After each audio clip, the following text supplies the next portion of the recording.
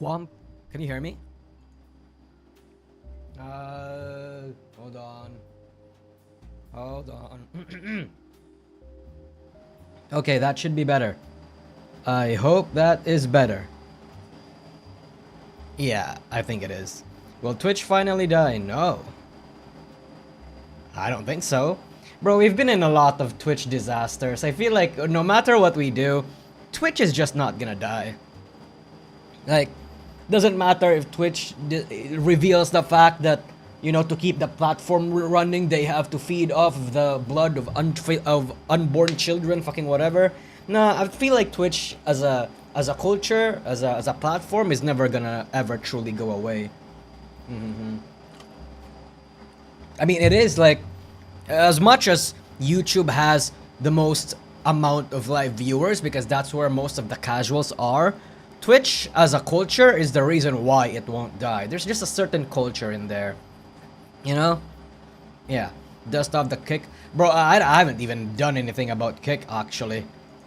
I feel like I should simulcast, but nah. Not really. Nijisanji fell off, bro. Yeah, true, actually. I'm surprised my last video was not getting that much attention. I don't know if it's an SEO issue or if it was something else, but like, I'm surprised. The last two videos I made, I knew I was not gonna get that much views on, like the So You Want to Be a VTuber and Absolute State of Corpus, but this one I thought was gonna pop off a little, but I guess not. Twitch feels like an isolated culture. Yeah, it is. Yeah, no, 100%. The Brave Group video, yeah. Yeah, Twitch feels like an isolated culture because it is. I don't think there's really any culture that's similar to Twitch.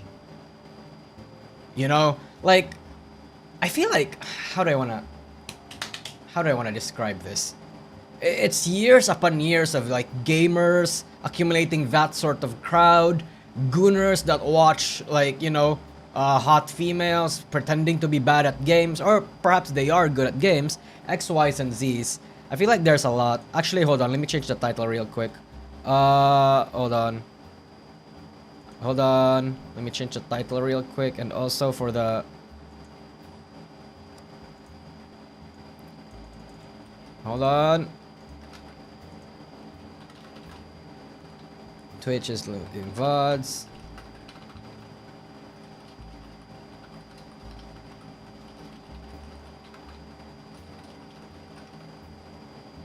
Okay.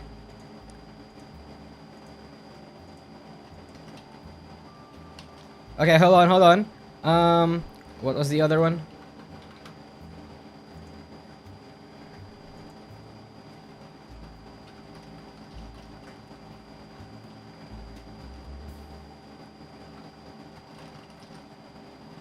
Okay.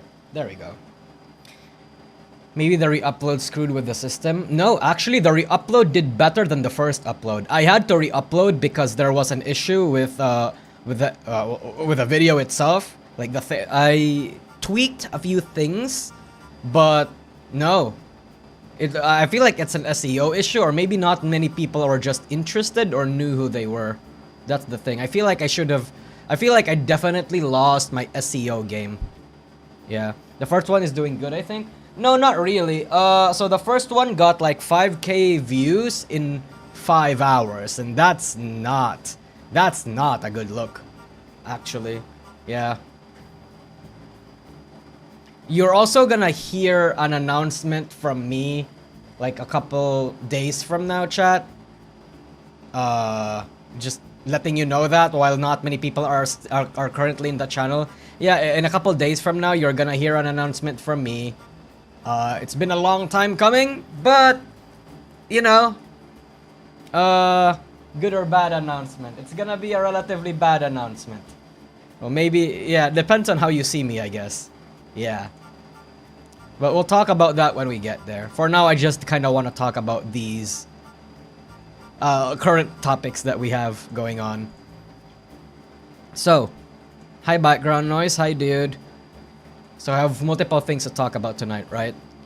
We have unnamed, formerly Yugo Asuma of Nijisanji, being banned. Not banned, being hacked. Inis of SVA, of Sox Vtubing agency, actually being like harassed right now. There's trouble at Globie and the Twitch. The Twitch fiasco. So let's go over that. Hold on. Womp womp. We're gonna talk about this first. We are implementing 100-hour storage limits for highlights and uploads starting 4/19, so April 19th. This won't apply to past broadcasts or clips. Less than 0.5% of streamers exceed 100 hours. This content accounts for one... Bro, they added this? They added this because they want to have a, you know, hey, you know what? Only this amount of people exceed 100 hours, so it's not like most people are gonna be affected anyway, right? But I feel like the problem with Twitch is that this 0.5% are the streamers that people care about. It doesn't matter if 99.5% of streamers are like, you know, like they're irrelevant, like, or nobody knows them, nobody watches them, right? But like, you know, Asmongold, Pokimane, Kai, fucking the people that actually matters, of course they're gonna be part of this. The streamers that everybody knows, rather. Only very few people will be affected. Yeah, and I feel like that's the caveat, though. That's the caveat of my opinion. I feel like this is Twitch definitely wanting to mitigate backlash. But I feel like, you know, I'm doom posting in my title a little. But I feel like it's not gonna matter all that much. I feel like it's not gonna matter all that much. And you know what? This would actually make it so that a lot of Twitch streamers are gonna be pushed to uploading their highlights and their VODs over to YouTube. You know, actually forcing streamers to diversify their content. You know, put their eggs in different baskets. Yeah.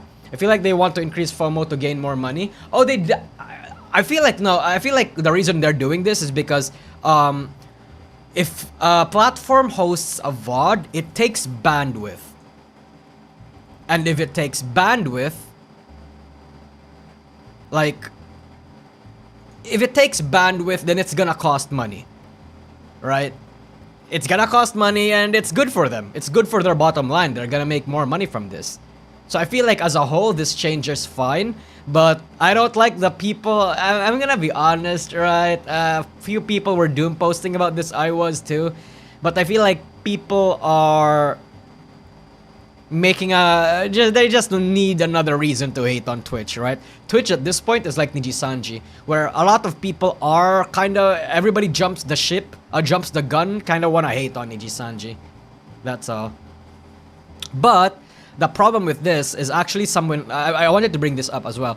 The problem with this is that smaller streamers, or maybe like mid-sized streamers who don't have like 100 hours on Twitch, are probably gonna get their VODs nuked. They have April 19, 2025 to manage that. But how are you gonna fucking download 6K hours of content, right? Where are you gonna put that in? Damn. Yeah, might as well just multi-stream at that point. Oh yeah, no, I always advocate for multi-streaming, bros. I always do. I feel like that should have been something everyone is doing. NASA supercomputer, 100%. I would like to think. Then again, computers at fucking NASA are normal computers, right? Yeah. It's different, it's weird, it's kinda interesting at the same time. It's all these sorts of things. Yep. And then, let's see. This is such a bad move. I could tolerate the royalty cuts. No, I feel like the royalty cuts matter. 2 months too short are... There are hours of memory stored in a streamer's account and 2 months are way too short for a notice. Please reconsider this. I'm gonna think about this in a more practical way. You have like millions or thousands of hours, hundreds of hours on stream, right? Are you gonna rewatch all of them? That's my question. I feel like, you know, people are just being mad about this because their old content, they want to retain a lot of it for sentimental reasons. But that's pretty much it. It's just sentimental reasons. But I don't think you're gonna do anything with that content, you know what I mean? In fact, Twitch is giving you the avenue to download everything and upload it to YouTube. And I think, you know what, I think I actually like that sort of like mindset. Like, I would, if I was a Twitch streamer, I would definitely look at it like that. That's what I think. Again, I don't think this is that much big of a deal. Even as a even if I was a Twitch streamer, I don't think I'm gonna care too much. Yeah. 16 years of my life are gonna be forever deleted unless Twitch realizes how fucking insane this decision is. Disgraceful. I mean... yeah, man. Yeah. It's just what it is.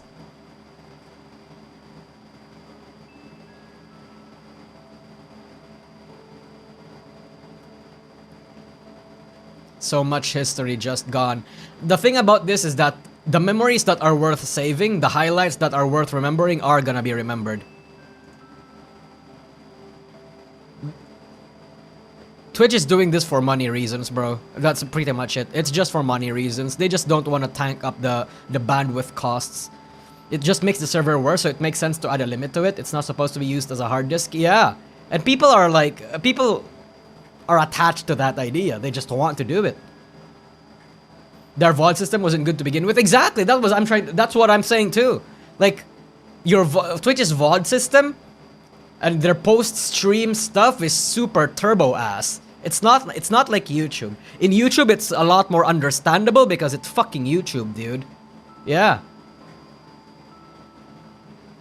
Your subscribers and fans aren't for your old content. They're there for what you have to offer the next day. Exactly. Exactly. Ideally, you'd have a secondary place to keep gods like a Void channel on YouTube. Perhaps. But I feel like most people are still not gonna do that. Like I said, people are just being mad because they're sentimental. There's no practical reason they're actually mad at this. It's just, oh, but my memories. Like, come on. I feel like the Twitch has done way worse stuff than this. The royalty cuts are worse than this. Hmm.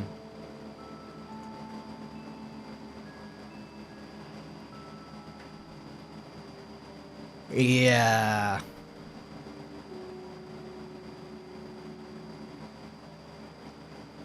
Yeah, YouTube.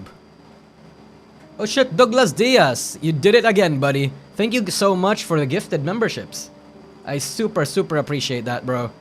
I really do. And Pandora Pan being missed again. He's missing it again. Well, not only if your streamer already played a game, they're not gonna play it again, so you gotta have the VODs. Yeah. I don't think you're gonna look at that on Twitch VODs though. I feel like what you're gonna do is you're gonna look that up on YouTube.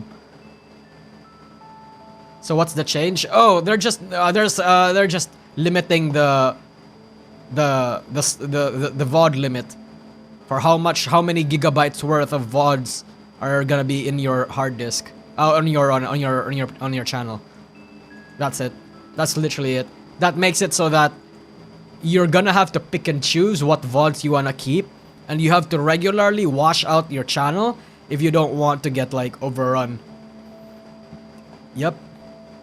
Again, simulcast on YouTube. Always simulcast on YouTube. Next thing I want to talk about though is this. So we're back with our friend CNN, Cunny News Network, right? Popular VTuber Ines Lane has been suspended on Twitter, likely due to mass flagging. She's done nothing wrong. Please look into this one. So, you guys remember this? She was that one lolly VTuber that got like actually stalked and harassed and all these horrible things happened to her. Because she's a lolly. And she caters to that demographic and that's it. That's all of it. It's actually pretty insane that that's pretty much the reason why this is all happening. And CNN CNN. CNN actually feels bad about this, saying, I can't help but feel like this is my fault. There's a lot of people who want me gone right now for a stupid joke. They can't hurt me, so they're targeting people I care about. So, as we all know, Cunny News and like lolly related, you know, that sort of culture over on Twitter, over on the cesspool that's on Twitter, not gonna be taken very well. Absolutely not. So he got the impression that they're targeting people that he actually likes. And you know what? That does make sense, but not really.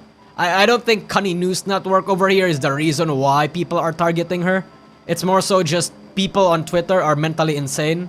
They're actually just retarded. They don't like fucking people over there being lollies because they don't like that. They think they need. They think that sort of. They think that sort of content creator, that sort of creature, should not exist. It's people. It's ironically people who don't like toxicity being toxic.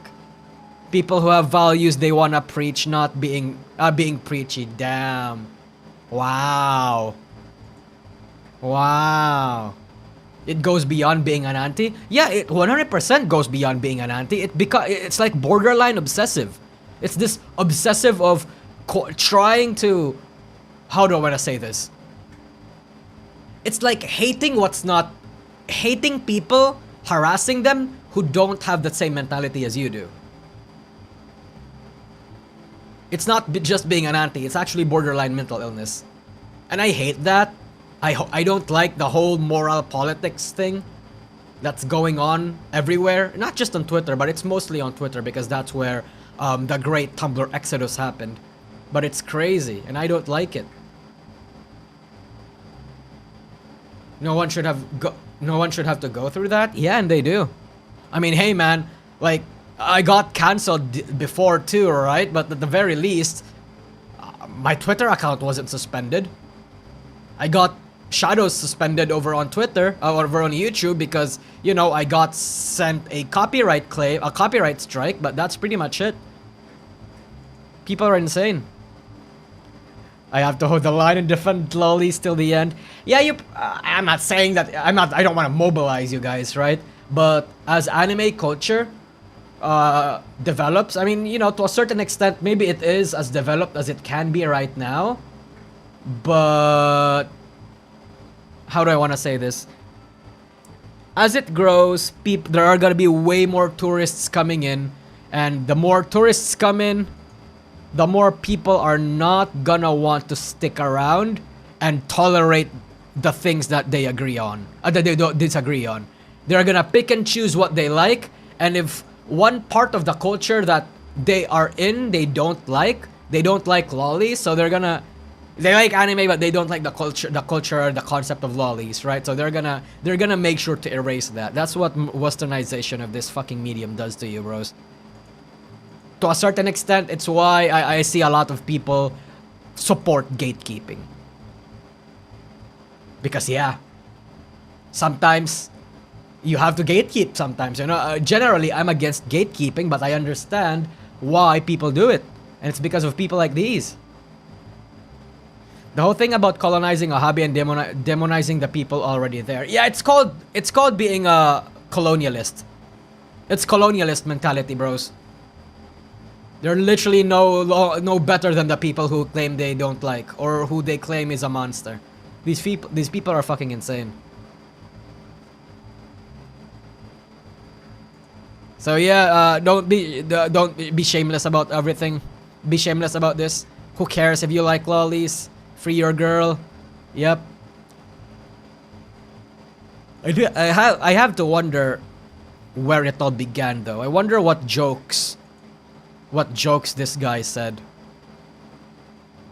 Oh hey, Inis told me not to tell you to blame yourself, to keep your chin up as well. Let's all work together in resolving this situation instead of sulking over what kind of potentially solved this. You were not at fault.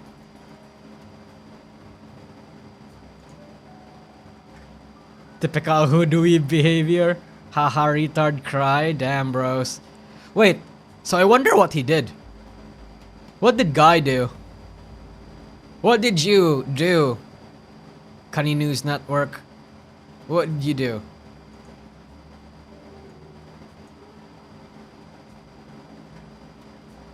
Real. So true, even. The Suica VTuber model will open the floor gates to tourists. Yeah, so I actually did see that. Hold on. Let me go through that.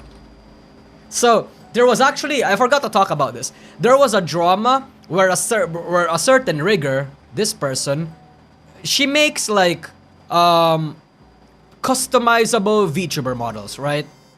And a lot of people apparently threw hate about her and the reason why is because on her model, her customizable model, she didn't make a person of color hair hairstyles. And the reason why she can't do that is because she's not confident about the level of quality she was able to deliver. She literally held off drawing a person of color hairstyles because she's not good for them yet. She recognized that, she has plans to do it, and people still harassed her anyway. That's another stupid situation. Yeah.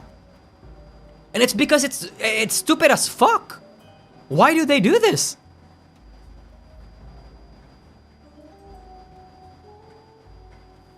Like, why do they do this? It's so stupid. Like, really? You get a customizable, really good looking model, especially because Suica is actually like very talented. She's skilled at like a lot of these, and her custom model you can customize however you want, and that's what you're mad about?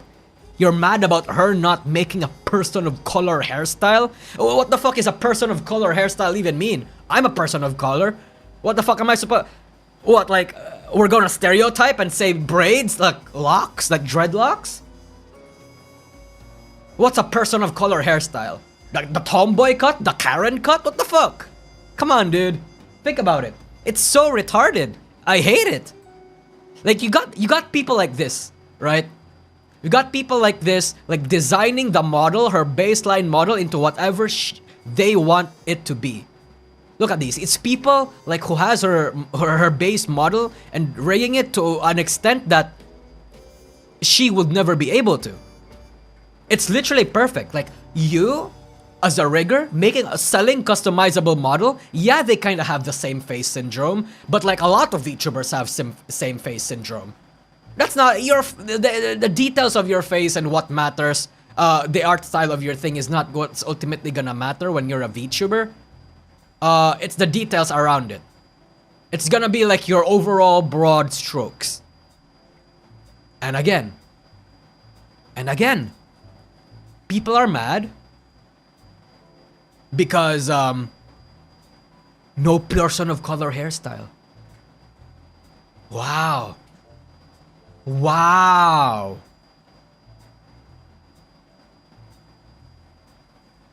It boils down to I have no talent in that direction. I learn and come back. No harm, no foul then. Yeah. Dian, you're not the right color. Oh yeah, it's true. I'm not the right color. Yeah, apparently being brown is not the right color. Right? Like, apparently, like, actually, unironically, I see that mentality a lot over on Twitter. Because I'm brown, I'm not a real Asian. Because I'm Filipino, I don't get to speak for other Asians and the racism we experience. Bro, what the fuck is wrong with you? I'm Filipino. I experience more racism than your fucking average Chinese guy over in America. Like, what do you mean? My whole life, in fact, I've experienced racism. Jesus. And you know what? Because I live in this culture, I've grown to think it's funny. Racism to me is funny now. Obviously, that's not something that I want to push on people. I don't think you should think it's funny too, because I personally think it's funny, right? Like, we all have different receptions of racism. Me personally, it's funny, but I don't think that should invalidate my experiences. You sure that's colorism? I have no idea. Because these sorts of retards that call out people online for being different, or like for not following their general train of thought, they kind of just ignore their own contradictions. They like to ignore the fact that they're as toxic as the people they claim they don't like. They say they don't like racism, but actually start stereotyping certain things and make it so that they're actually more racist than the average racist. Damn. It's like, it's so weird. It's them projecting and them trying to force this whole narrative on you. And again, this is the worst. This is probably one of the worser ones too. Because we've seen these sorts of people attack Silvervale, attack Pikami, attack people. It's crazy. And by the way, she's okay, chat. She's okay. So she made a post recently saying that, like, where is it? Thank you for everyone for the kind messages. Blah, blah, blah, blah, blah. Yeah. Yeah. I definitely do think that if you are a VTuber, like an indie VTuber, getting a base VTuber model like this, and then customizing it according to what you want is perhaps one of the better moves that you would probably be able to do. I would like to think that's the best because it allows you to customize it. The thing about PNGs and like stock sellable VTuber models is that it's not tailor-made, it's not customized for you. But for customizable models like this, you can tailor it for you. So it's great, it's decent. It's a new innovation, a great idea in the industry that I don't think I have seen anybody execute to this scale. I mean, obviously we have Kevin Xart making free VTuber assets, right? Some of them aren't free, but like, you know, that's the general idea. I've never seen people do that with a VTuber model that actually looks high quality. That's what I mean. Similar to the ways religions justify. Yeah. Twitter is what happens when a bunch of people who have never been through anything feel the need to speak on behalf of people who will like they have. Yeah. So it's called, I think there's a term for that. It's called white savior complex. Yeah, white savior complex. It's when a bunch of Americans or a bunch of white people try to claim that they're protecting or saving other people because, you know, they're helpless or something along those lines. It's and you know, the implication of that is that basically you feel like you're so superior that you want to help other people. It's condescending. Yeah. And they're not necessarily doing it because they genuinely do want to help people. They're doing it because they want to satisfy their own ego. They're doing it because they want people to think that they're a good person. They want their peers to think they're a good person. That's pretty much it. They just want to feel good, exactly. And I hate these sorts of people because they're everywhere on Twitter. They're everywhere on Twitter. Fucking weirdos, dude. Absolute fucking weirdos. And I don't like talking about this stuff too because it feels like I'm politically... what's that thing where you talk about politics and like you should talk one side of the political spectrum or whatever? It's like, I guess most people call it grifting. That's not my intention, right? But I feel like I'm doing that whenever I speak my opinions regarding this matter. Whenever shit like this happens in the VTuber industry or in any VTuber or in any industry that I happen to be passionate about or like, and then it's just a bunch of people, a bunch of tourists that don't actually know the culture speak for the people that were already there without them actually asking for it. I hate it. Playing the White Knight, yeah, I hate it when VTuber fans do it. It's not just VTuber fans, it's everyone. Especially in Twitter. And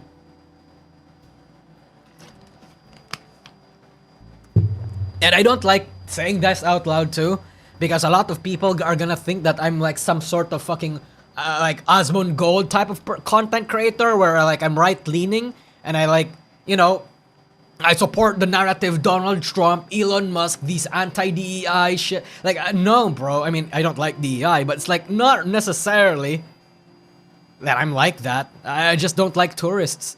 And this includes tourists and people that get into this culture and talk about shit that they don't know anything about. I don't like the behavior. It's just that, you know, it's on the farther side of both spectrums that these behaviors are exemplified. You're not even American. True. True. Because, chat, I see accusations like that on Twitter as well. Like, some people genuinely thinking that I'm, like, what's call it? Like, I'm also a right-leaning guy. But just because some of my peers or like some of the people that I follow, or the same sort of people that are adjacent to my content creating brand is like right-leaning, then I must be as well. It's crazy. The one accusation that I saw actually that pissed me off is people thinking that, like, you know, so the post, I don't recall exactly the details of the post, but it's a post shit-talking Hirohei about how he's become a political grifter. And then in the comments, somebody mentioned Depressed Nusagi and Rima Evenstar also being like right-wing grifters. Like, what? What the fuck? How? Like, how did Rima and I get into that conversation? It's so cringe. Yeah. Who we leaning on? I'm not American, right? So I don't actually know. I don't have an opinion about that sort of topic. In general, I have principles, and my principles are like stuff like leave people alone if they're not harming anybody, let people be who they want to be, blah blah blah blah blah. And like a lot of these principles fall down slightly towards the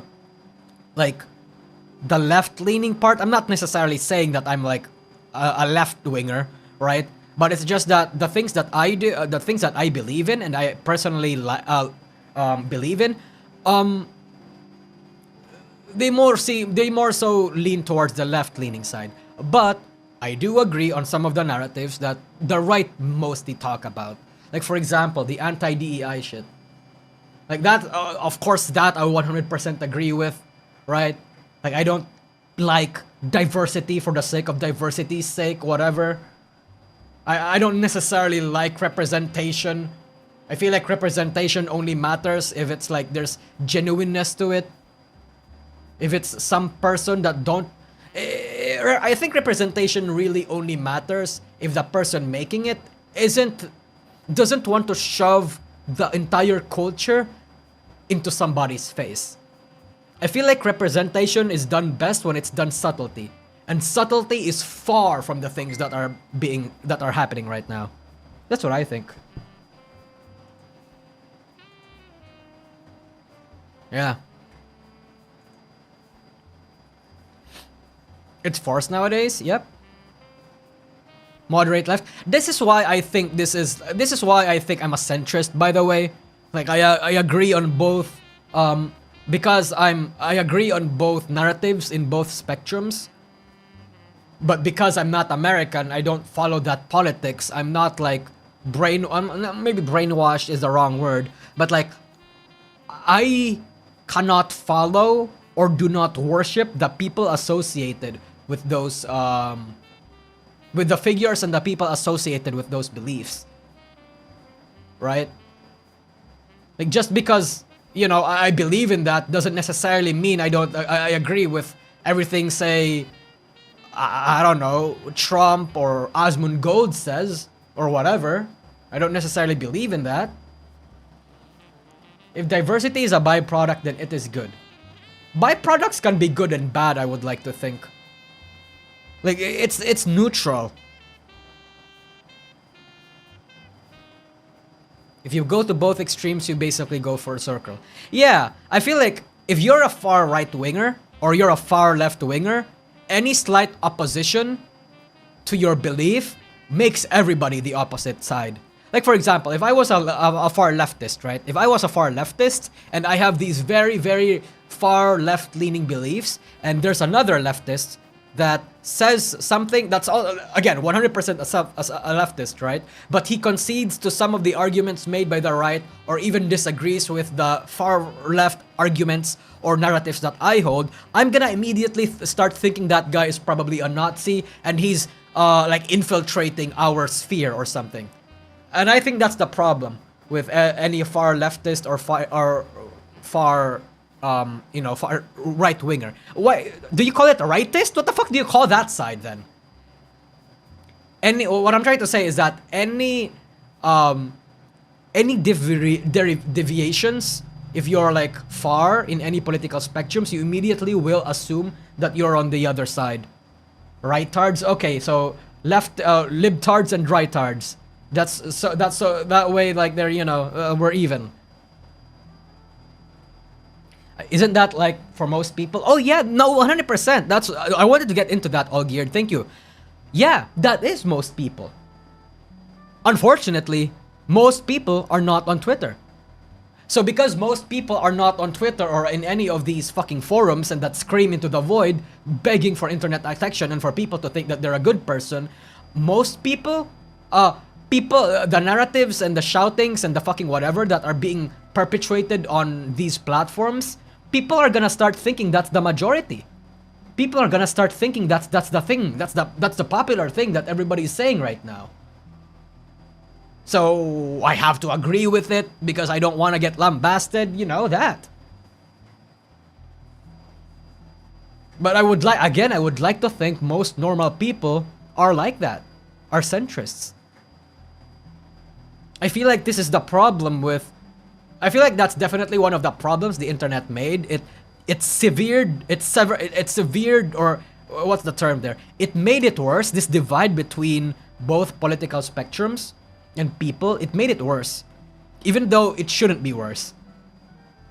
Like, I feel like I would like to think that most people were smarter back then. Most people were actually more willing to engage in conversation back then. Of course, I don't necessarily know that's true because I've never been, you know, I would like to think I'm adept at history, but I don't know a lot of like the political side of it. It's the loud people that count. Oh, it's all, yeah, the loud people, yeah. Yeah, it's always the loud people.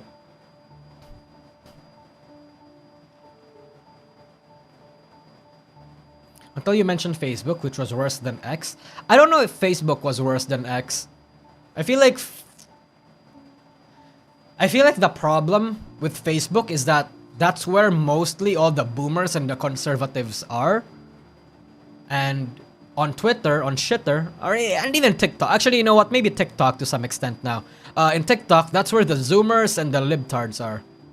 So, yeah, the right-tards are over on Facebook. The libtards are over on Twitter or TikTok. Fucking whatever.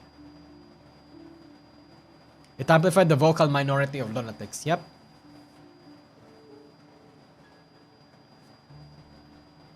I don't know how we devolved into that sort of conversation, but we did.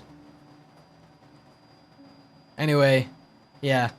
Let's stop talking about this. Yep. We have this, though. We have this. Lilo Lolu from Globie says, after internal decisions, singing and voice acting will be forever gone from my channel. Memberships will be done accordingly. I apologize for this and thank you for all waiting for this. Okay, chat. Okay. When are we gonna doom post? When are we gonna doom post? This is Globie, by the way, from Brave Group. And singing and voice acting will be forever gone from my channel. That's crazy, dude. Literally one of the reasons why VTubing is so big. And Globie... Okay, so Globie I don't think necessarily banned it. It could be like an act of protest from Lilo Lolu. Maybe there's something going on where certain permissions are being done. We can think up of all sorts of narratives, but it all doesn't point to a good conclusion. Or a good thing. So maybe we can start the doom posting now, honestly. Yep.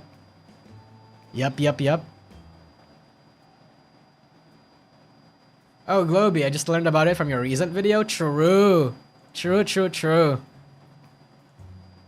Hold on, I want to see the comments. I want to see the retweets. Okay. What kind of whack-ass corpo prevents its creators from doing entire genres of content they enjoy?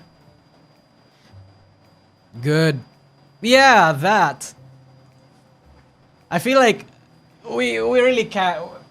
The vagueness of the tweet makes it so that, you know, this could mean a lot of things. After internal decisions. Internal decision is not necessarily a management thing. It could be a her thing too. So we can really only rat what this means. But goddamn. Goddamn are we gonna have a little problem with a lot of small corpos now. Globie seems to have a few issues, chat. That's what I've noticed though, especially on the boys end. It feels like Globie, this is what I feel, right? Like obviously favoritism is always gonna happen in all agencies, but I feel like in Globie that's definitely a very pervasive thing. And one other thing is also that, how do I want to describe this?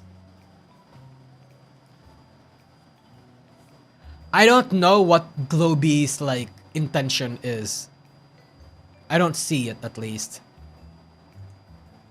I really don't.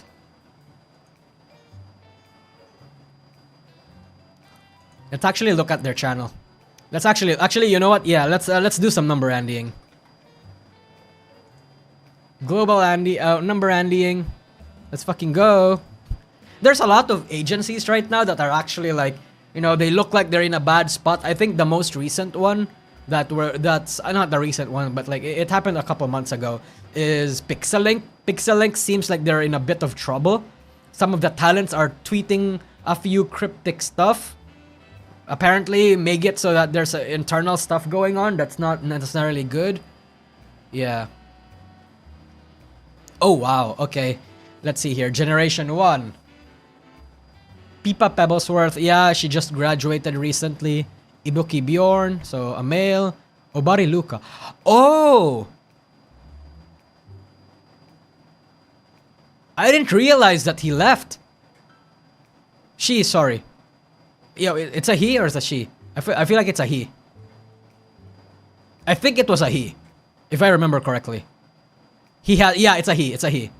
Yeah. Wow. Generation 2, Equinox. Okay. Oh, I remember you. Wilhelm Vanderbros. I remember you. Let's look at your YouTube channel. Let's look at all your YouTube channels even. Gen 1, okay. Seems like Pipa Pebblesworth is the most popular one here, but then again she just graduated, so maybe it doesn't count. The boys are doing well. Oh, Gen 2. Kirivot and Bonnie are definitely the game changers for Globie chat. Before these two, after these two is when Globie really popped off. It's literally just because of Kirivot and Bonnie.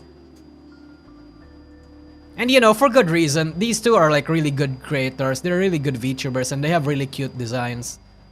They're super cute and everything. And they get into some really high profile collabs as well. So you know. Looks good overall.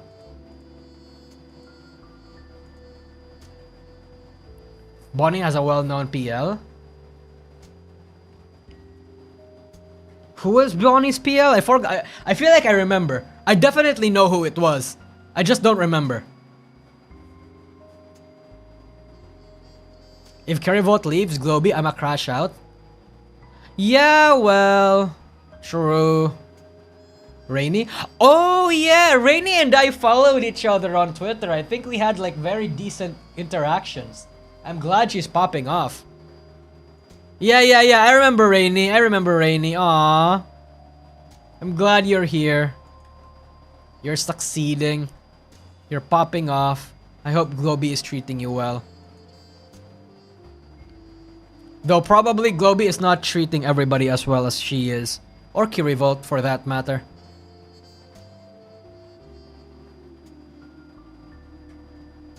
Oh, I just actually realized that. No wonder her name is Kirivolt and then she has like a racing theme because she likes racing games. That's a very interesting niche actually. That's pretty smart. Actually, you know what? I should take notes from that. That's pretty smart. Rainy who? It's an indie VTuber. It's an indie VTuber. Wow. And the third gen? How's the third gen doing? The most popular one among them is Queer Mimi. Looks like a slime girl. Oh, it is a slime girl. Okay. So it's the slime girl with a raincoat on. That's a pretty cute design. Wait, that's not a raincoat. That's a shell. Yeah, that's a shell. It has eyes on it. Setting snail soon. Okay, yeah, it's definitely a snail. So she's not even a slime. She's a snail. But I guess snails are slimy, so maybe it counts? Kind of? Maybe? Yeah.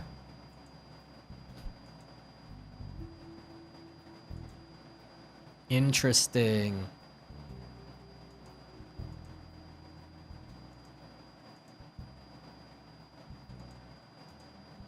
How about the other girls? Okay, Olilu Lolu. Okay, let's look at you. Let's look at you. And let's look at you.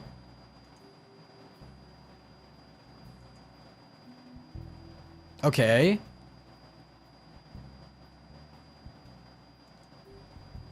Okay. Wow, okay.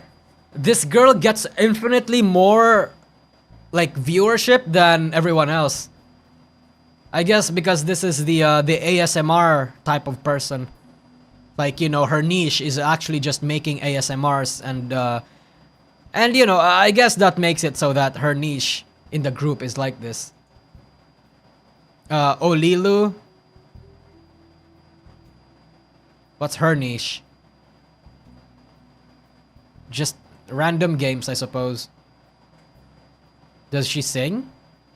No, she doesn't.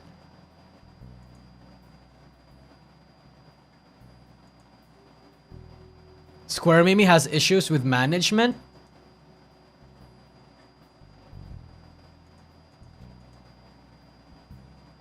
Oh shit, quiet, quiet.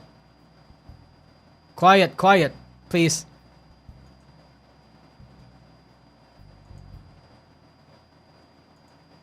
Where is that coming from? Okay, never mind. There we go.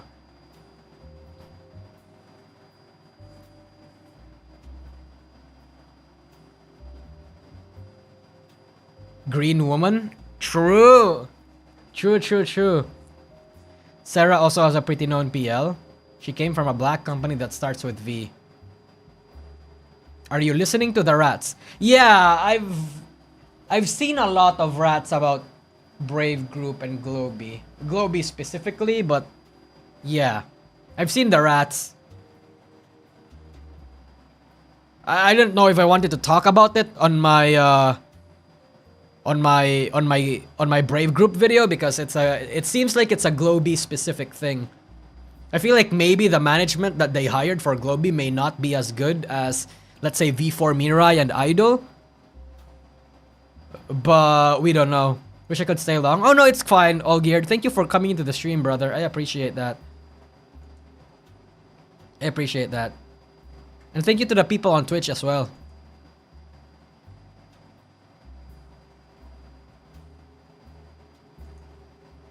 Let's avoid the trouble and keep the rats contained. Fuck, but I want to go dumpster diving for rats.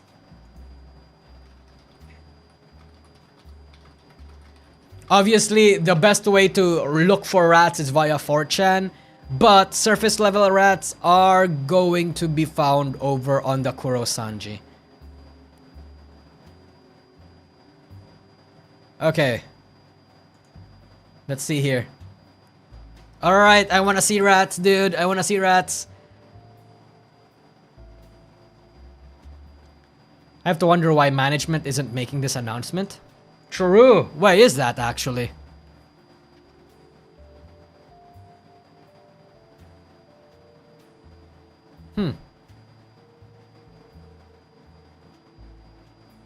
Okay, so it's all people just being shocked. The theory is that I saw Brave wants to diversify what each agency does, same as the reason Vispo apparently isn't allowed to do ASMR and V4 isn't allowed to do FPS. Again, allegedly. I don't follow those too closely, so it's kinda hearsay.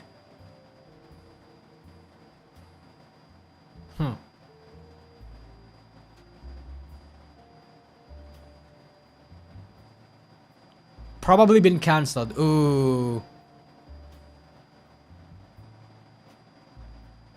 I don't think it's a licensing issue, but it could be. I mean, a lot of song covers don't necessarily need a permission or a license, right? Like for example, if a VTuber wants to make a Hololive cover, then they just make the fucking Hololive cover without reaching to Hololive. They just credit it. They just follow the guidelines that are in Hololive's website.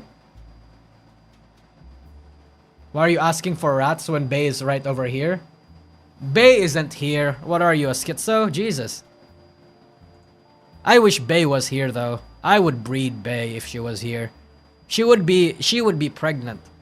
We would have very high, we have a litter of very fine large of rat kittens. Rat kittens, Jesus. Rat litters.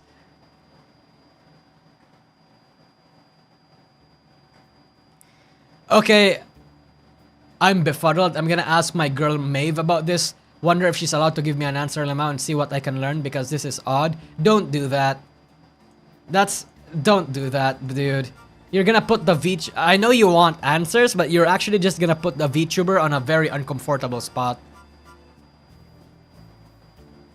Yeah.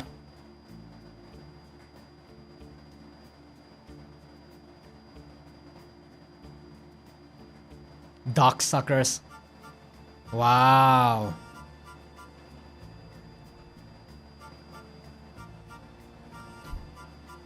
Lilo's community okay, more information than her sweet. Okay, let's look at this.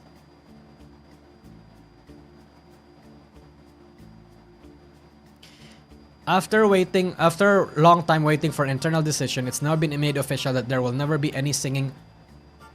After a long time waiting for an internal decision. So it is on Globie's part.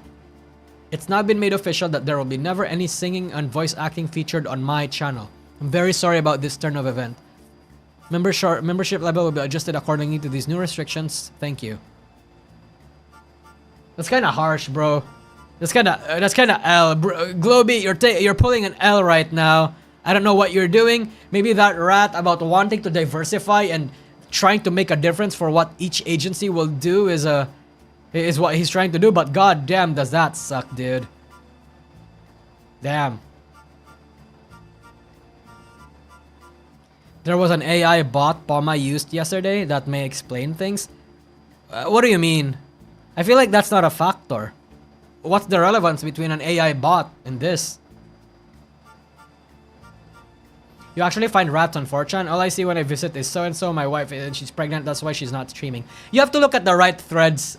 You'd have to look at the right threads. I mean, obviously, the general threads that you'll see from like, from the, you know, the numbers, maybe the numbers thread. You'd probably find it in the numbers thread.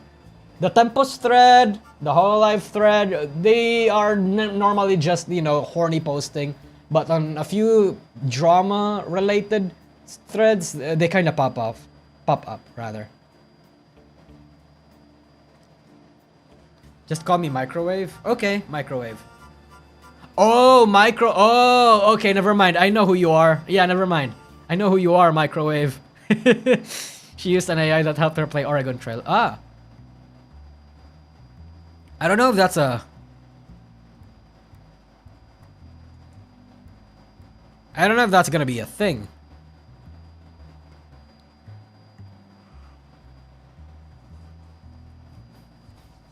So then, what the fuck do they want Globie to do then? They can't just make each talent have a specific niche, right? Like, they can't just do that. Damn. That's hard. Unless they specifically get talents that are okay with this, I don't think they can do that. And I don't think they should do that. Maybe, okay, Maeve, maybe. I don't know how to pronounce her name. What's your niche? Lovesick Parade, ASMR. Okay, so she's mostly a just chatting streamer then. Okay. I see. Just chatting streamer. Okay. Interesting.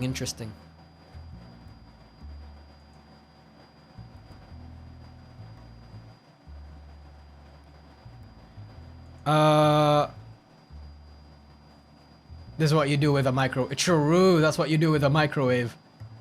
Wait, what do you mean indies at risk? Oh, okay. Well, why not talk about that then?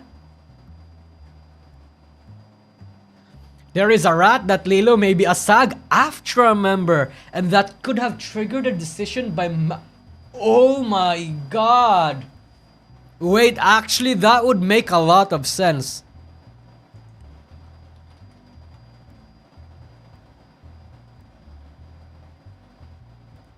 Wait, that will actually, you know what? That won't make a sense because they're European, no?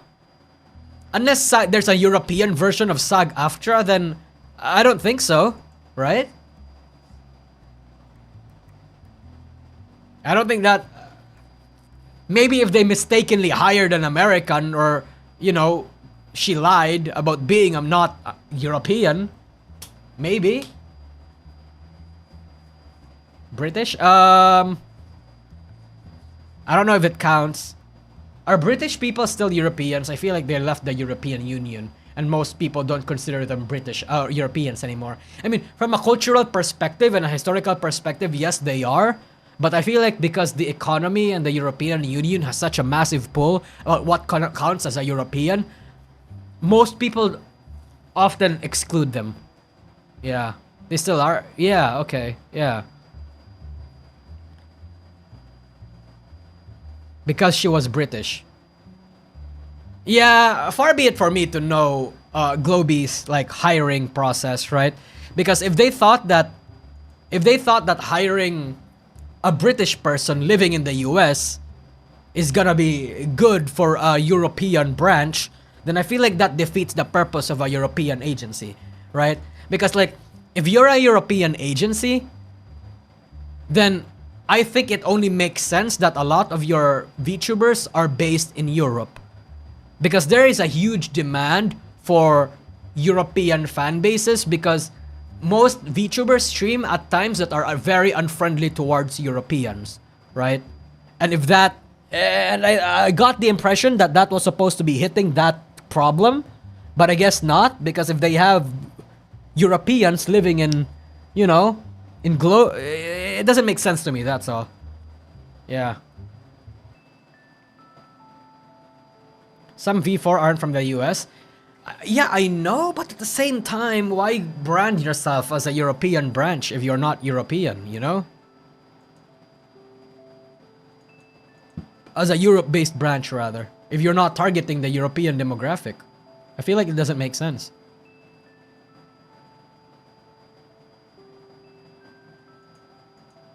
Anyway, oh wow. Literally fucking boobs right out the gate.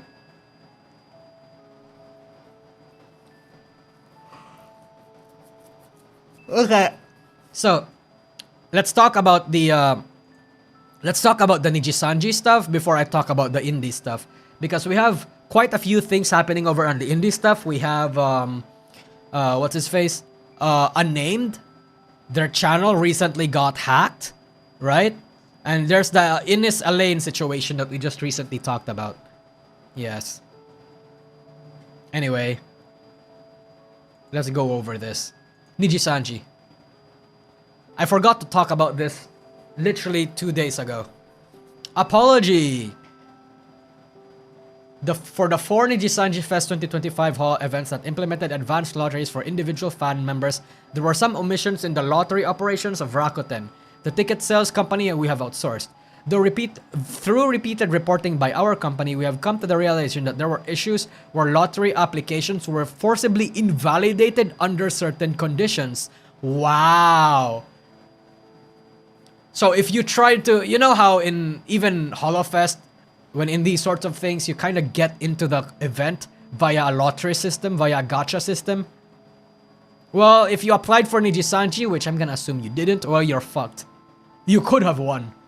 There's gonna be a lot of people that are very mad at this, saying that they could have won, yeah.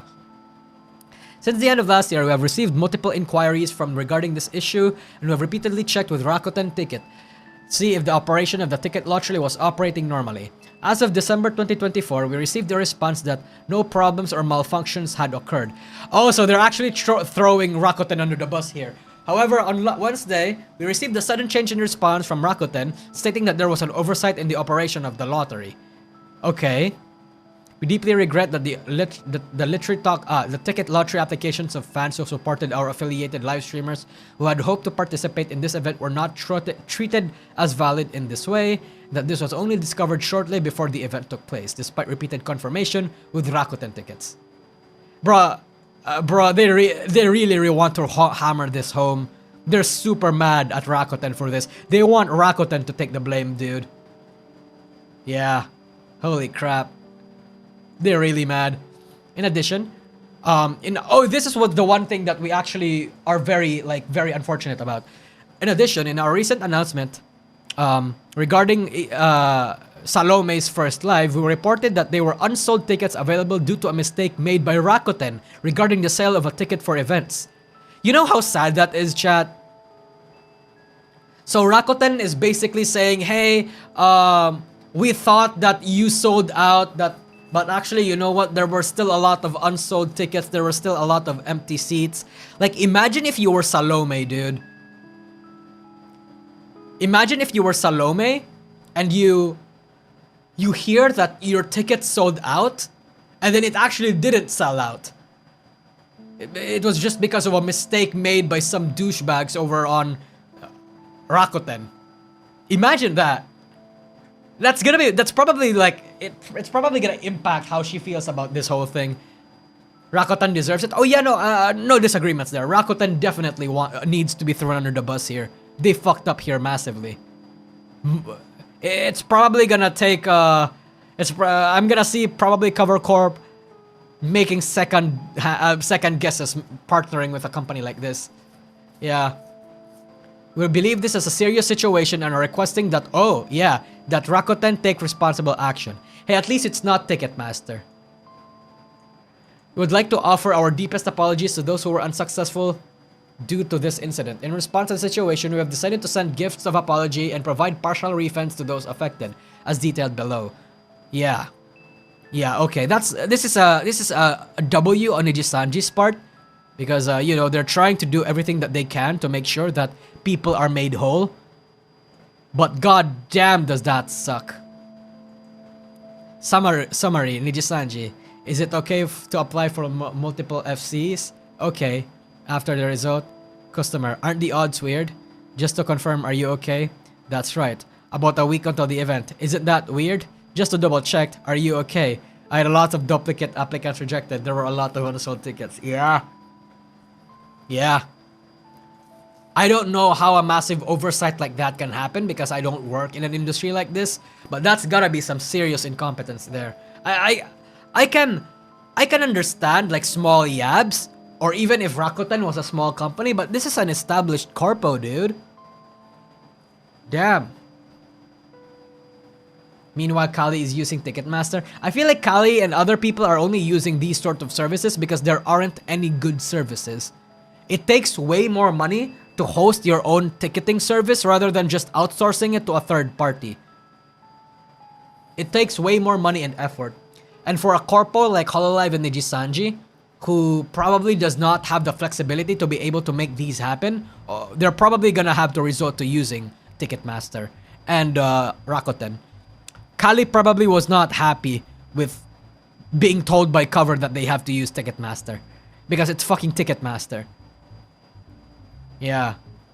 Cover used something called Lawson tickets and Zyko for tickets. Hey, good.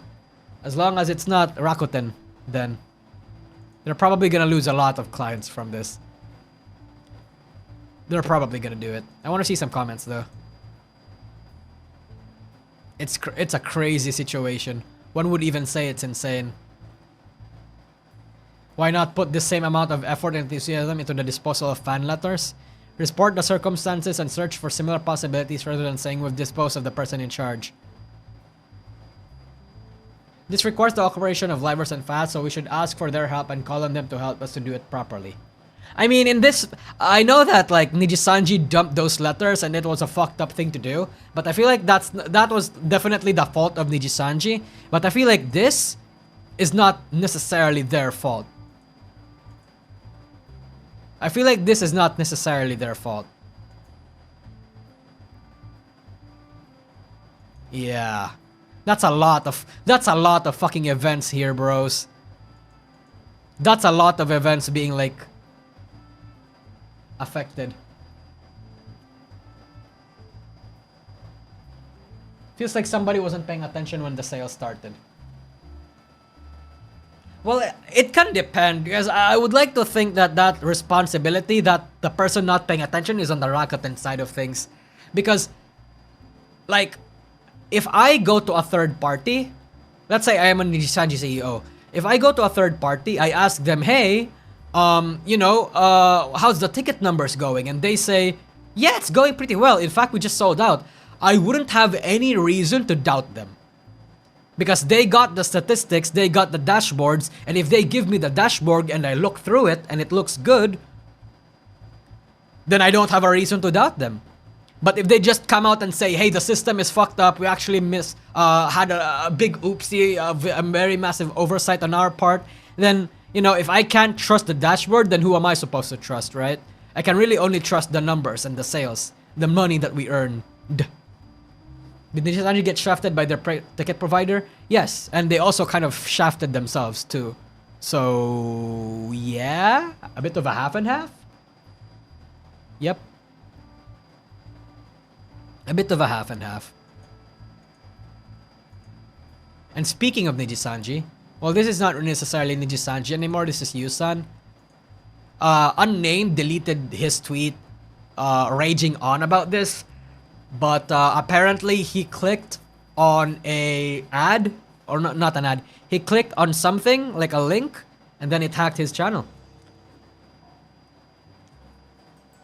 It hacked his channel. Oh geez, lots of these happening right now in VTubers as of late. Yep. It happened to Doki, it happened to Crony, and now it happened to Unnamed. Who else is the next victim, bros? He made tweets about this, by the way. Yusan made tweets about this, but they deleted it. So I don't think I can. Oh, Fluff and Fox. Holy shit, hold on. Fluff and Fox. I am a bit better after getting this off my chest. I know I can't rewind it. But I'll do what I can with what I have left. If anyone went through something like this and needs someone to listen to that understands, I'm here for you and I feel for you. Wow. I guess she's back. Fluffin' Fox is back, I guess. Oh, by the way, Fluffin' Fox, this is the ex-Idol Corp girl. The dog person, Pochi Wanmaru. Yeah. Unnamed coin to the moon? Oh my god. Imagine if it leads to another fucking scam. Like what happened to Crony. Crony coin.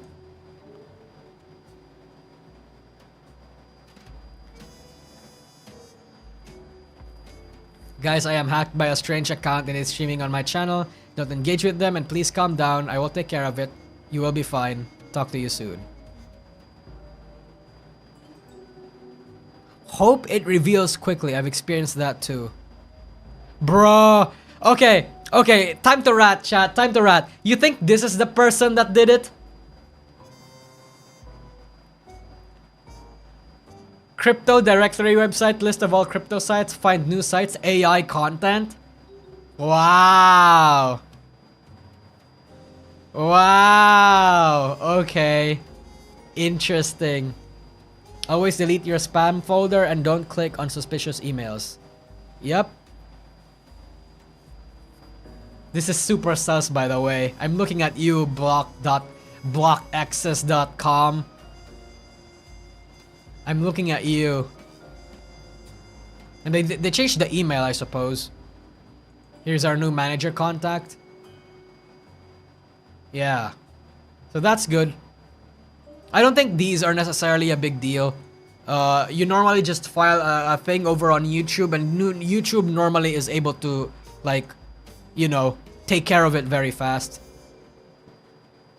I don't get how shit like this happens, though.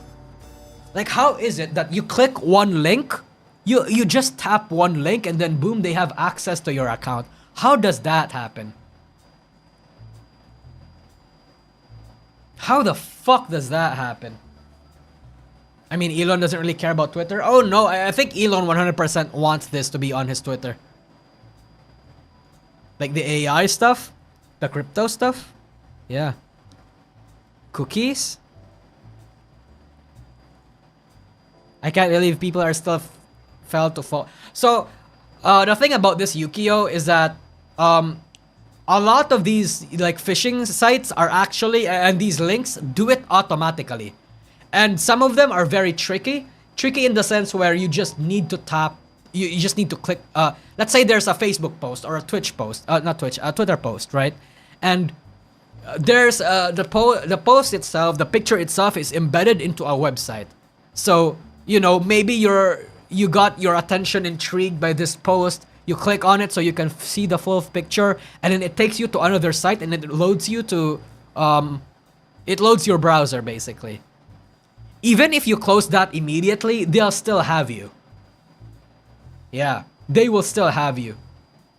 Yeah, you don't have to put your fucking username and password into the fucking website. Although that's the most effective way to gain like, you know, credentials and information. The virus stole your yeah.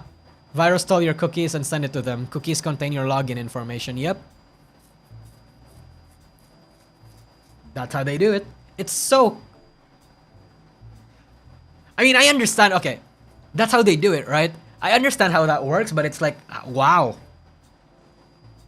It's so creative.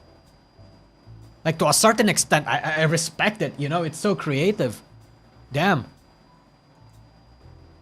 Damn indeed.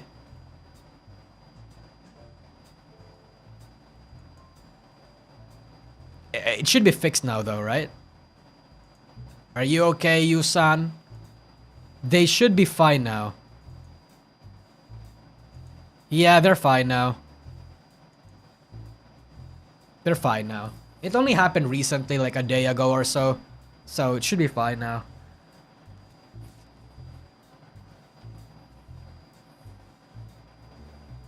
I wonder, hey, is there any crypto place that wants to buy my channel?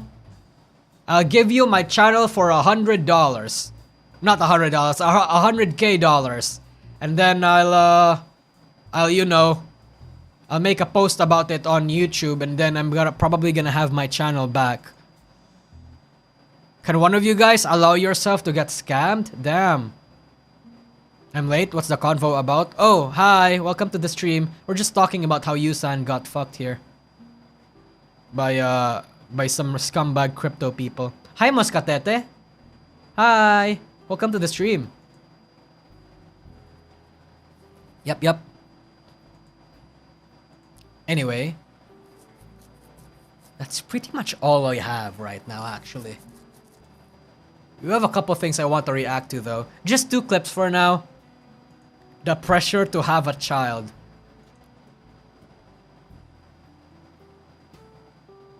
Yeah, okay. I kind of want to see some... I kind of want to see some crony clips too, actually. Especially from the whole Sally stuff.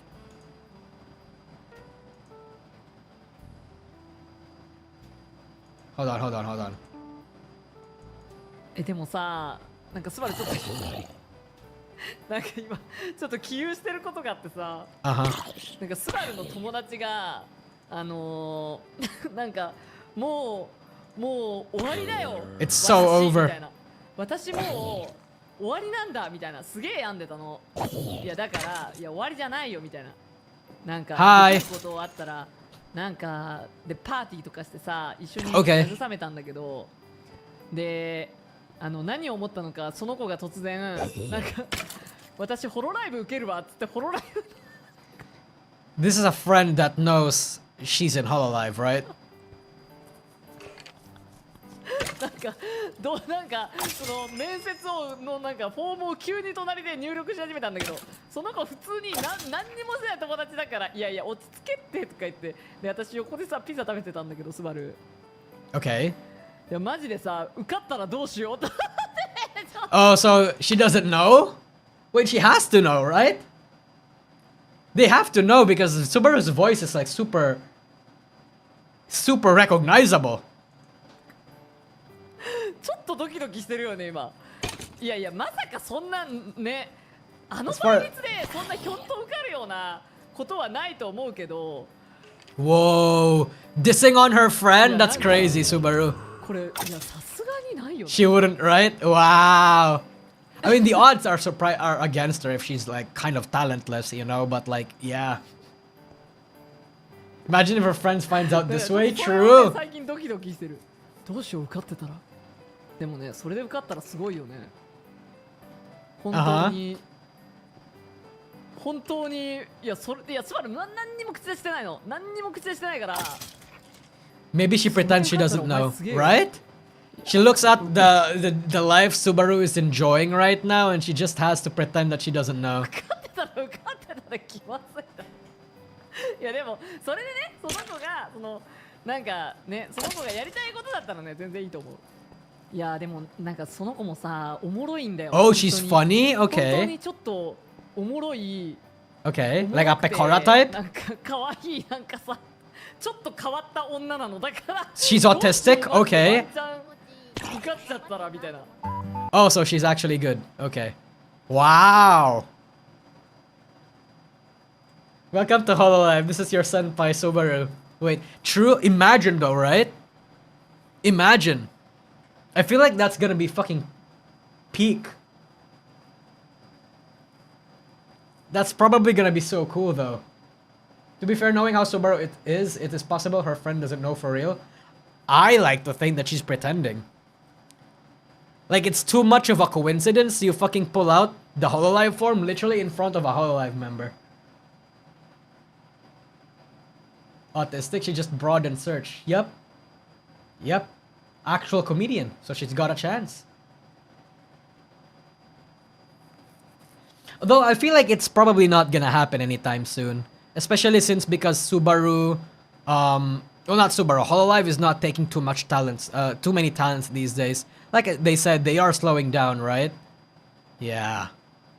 I feel like you'd be a really good parent. You know, DK, I think I'd be at least an all-right parent, genuinely. And obviously, my roommates are I need to inseminate Matara. Same. really wanting. They're begging for a grandkid, which I'm like, okay, in order for you to have a grandkid, I need to find somebody, fall in love. Like there's steps to the process, you know. Like it's not just like, ooh, give grandkid. And they told me that they're just gonna adopt help and they want to be involved and all that stuff, but I don't know. That's another thing that I said. Absolutely adopt, right? No, that's what I said. Donations. Of, She's literally reading me right now. Just adopt. of Yeah. genetic material. If you know what I mean.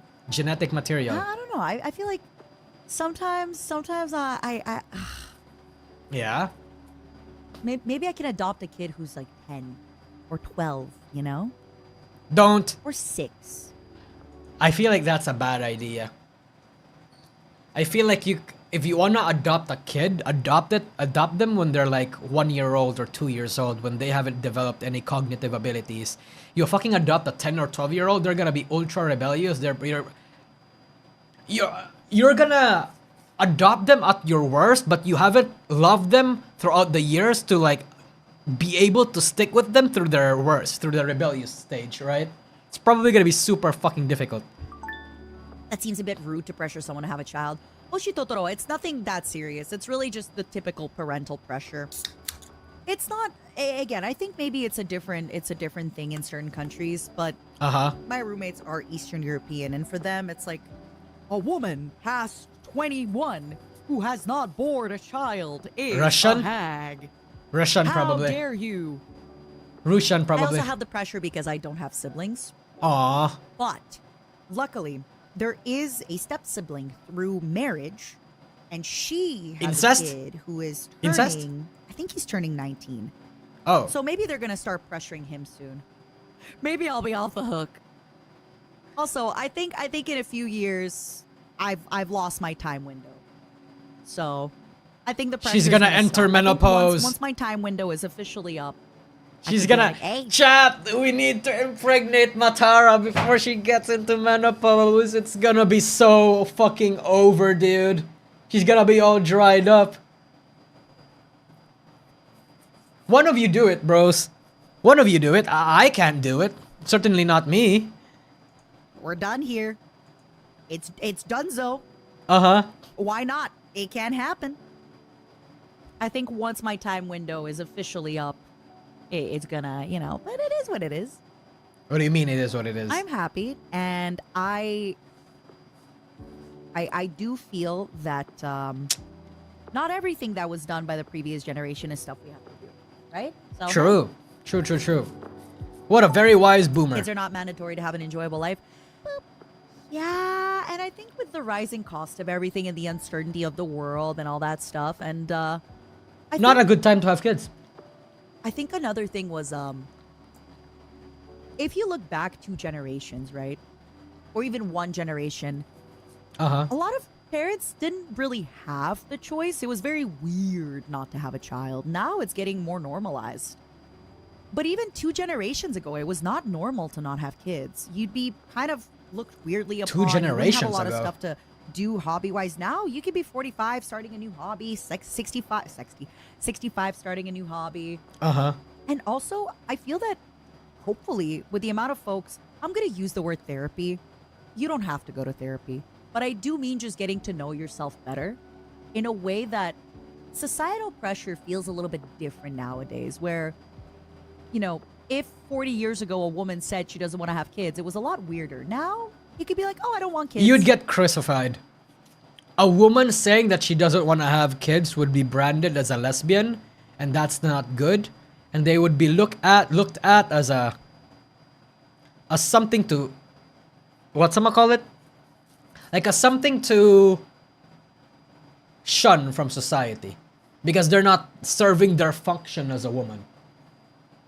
Yeah.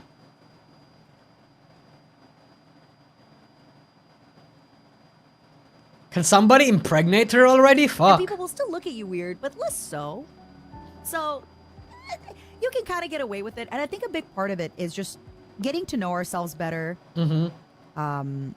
And kind of having proof that other people can do it well as well. Having more proof that there's more people without kids and they're happy.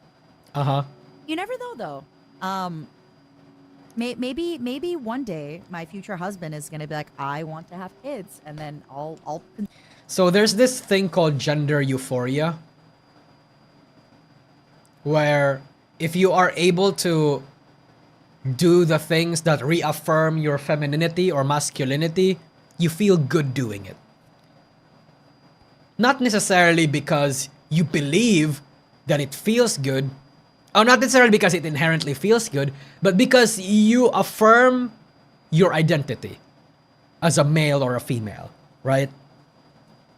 So, if I'm a man and I do masculine affirming actions like, I don't know, dying for a cause that I like, or flirting with women that I like, flirting with multiple women even, or supporting my husband, my wife and my kids, and being the man of the house, like any male affirming actions, then it's gonna feel good.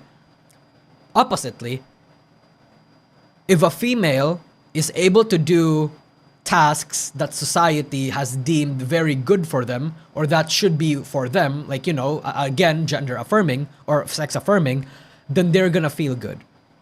I think part of the pressure to have a child is that. I think a lot of women want to have children because they think having children is a part of their femininity, is part of womanhood. So if they are not able to conceive, then it kills that part of them. You know what I mean? Did you almost say husband? Yeah, I almost said husband because I wanted to be a house husband. But not like gay house husband. Like, I want to be the one taken care of by my hot 6-foot wife. That's also a breadwinner. That's also a billionaire. That's what I want to do. That's my male fantasy. True. Every male's male fantasy is dying for a cause. The last stand. I've actually seen like not seen videos, but I've you know, I've what's I'm gonna call it? I've seen thumbnails of videos like that. I kind of want to watch it now. I wonder if she likes guys her age or younger. She probably prefers it her age. I feel like if you're an older woman, you'd probably want like an older man that also won't, that are not, or at least you'd want an older man or a younger man that has a very mature mindset. Because kids in this generation, 20 years old in this generation are super, super childish or so immature. We're just bros that are married. Thanks for doing the dishes, homie. Churu, hail Bale. Churu. Thank you for the dick. Thank you for the $20 dick. I understand wholeheartedly. I want my successful, beautiful wife to support and take care of me, while occasionally beats me, and when she gets too stressed, well, I enjoy every second. True. Same. I want Shiori to breed me, grape me, put me in the cellar, use me as a cum sock, not a cum sock, as a cum extractor, and then discard me when she has no longer use for me. I want that to happen. Actually, you know what? Let's look that up. Last stand as a man or something. I don't know. Like there, I see thumbnails of this. I just never used, and I just never wanted, or the male fantasy of dying in battle or something. I don't know. I want to watch a video of it. I want to react. Oh, here we go. Okay, men's obsession with dying in battle. Last stand. See, look, they're literally. I'm literally using his keywords, and he's using mine. This is what. This is the man, right? This is a. What's it called when men just like psychically link without even talking? Holy shit, dude. All right, let's watch this. The tale of the Bridge Berserker is one of those stories that feels more like a climax to a movie than an actual historical. I remember this. So, the Berserker. This guy actually fucking, like, he was kicking people left, right, and center, defending this fucking, I forgot which bridge it was, but the way he died is some pussy out there like stabbed him from the back, or I don't know if it, I don't recall if it was stabbed him from the back or like stabbed him from under the bridge or whatever, but he got eradicated in the most humiliating way possible. Like, it was so dishonorable, dude. Like, it's some sucker punch behavior. I hate it. Stamford Bridge? Yeah, Stamford Bridge. Yeah. Holy shit. Event. Let's watch But this. According to Wikipedia, I looked at other sources. Wikipedia Yeah, is Stamford easier Bridge. to read. it was just one of the many pivotal battles between England, led by King Harold II, Harold? against the invading Norwegian Vikings, led by King Bro's Harold being sassy right now. Damn. III. There are two things about this story that make me want to believe this was someone's creative writing session back in 1060. I don't know when this happened. Number one, the fact they fought on a bridge called Stamford Bridge that led to a town also called Stamford Bridge. Number two, according to documents, the Vikings had no idea that such a large English army was at their doorstep. Most of them were completely drunk and asleep in the middle of the day. So when an entire English army shows up, they overwhelmingly get the advantage in battle.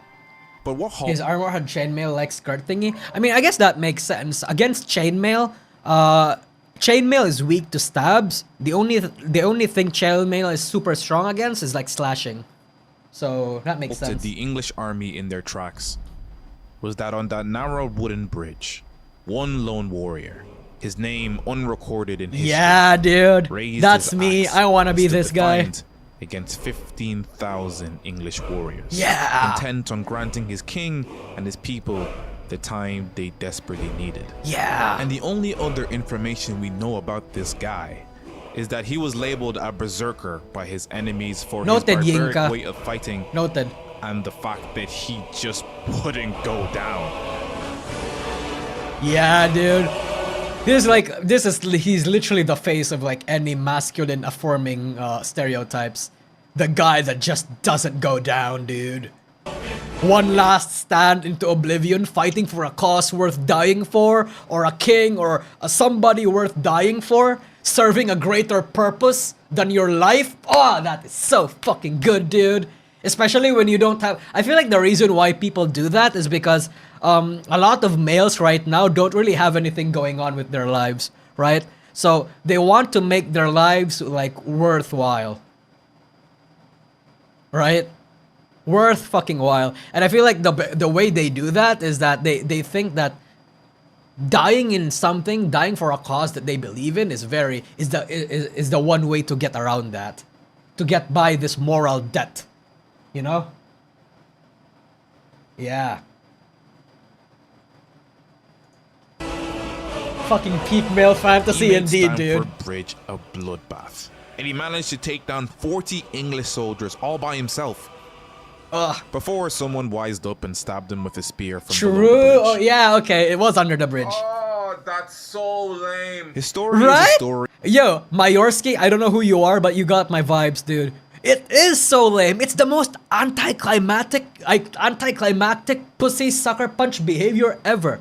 Like, you're a bitch. I mean, obviously, it's smart that if this guy is like super bloodlusted, fucking killing everybody that's in front of him, the best way to go around that is to go behind him. That's like very smart. That's the most dishonorable way to kill somebody, dude. Fucking weird. Story of a man who reached the peak of masculinity, sacrificing himself in combat, and is the kind of man I fantasize in my head as I'm on my way to work. Pretend I'm driving, okay? True. You know what what I used to fantasize about back when I was in high school? I used to fantasize about my school being being attacked by terrorists or something, and then I just go out there, be John Wick, and fucking kill everybody. And then I die a heroic man. I die heroically taking a bullet for my crush. That's how I used to fantasize things. And I was epic. I used to write stories about that. I used to draw that shit on my notebook. Yeah. Holy fucking crap. I also did that? Yeah, dude. A lot of us used to do that. Like, we were fucking these goddamn pussy kids that want to grow up dying for a cause. We glorified that shit. And you know what? I still do. It's so fucking epic. I forgot to get actual footage of me driving when I was going to work, so... You probably love Eminence in Shadow. Yeah, unironically, I do because it's the funniest thing ever. Eminence in Shadow is like, unironically, what people used to... Like, it's such a self-aware show. And you know what? That's what makes it all the more better. Yeah.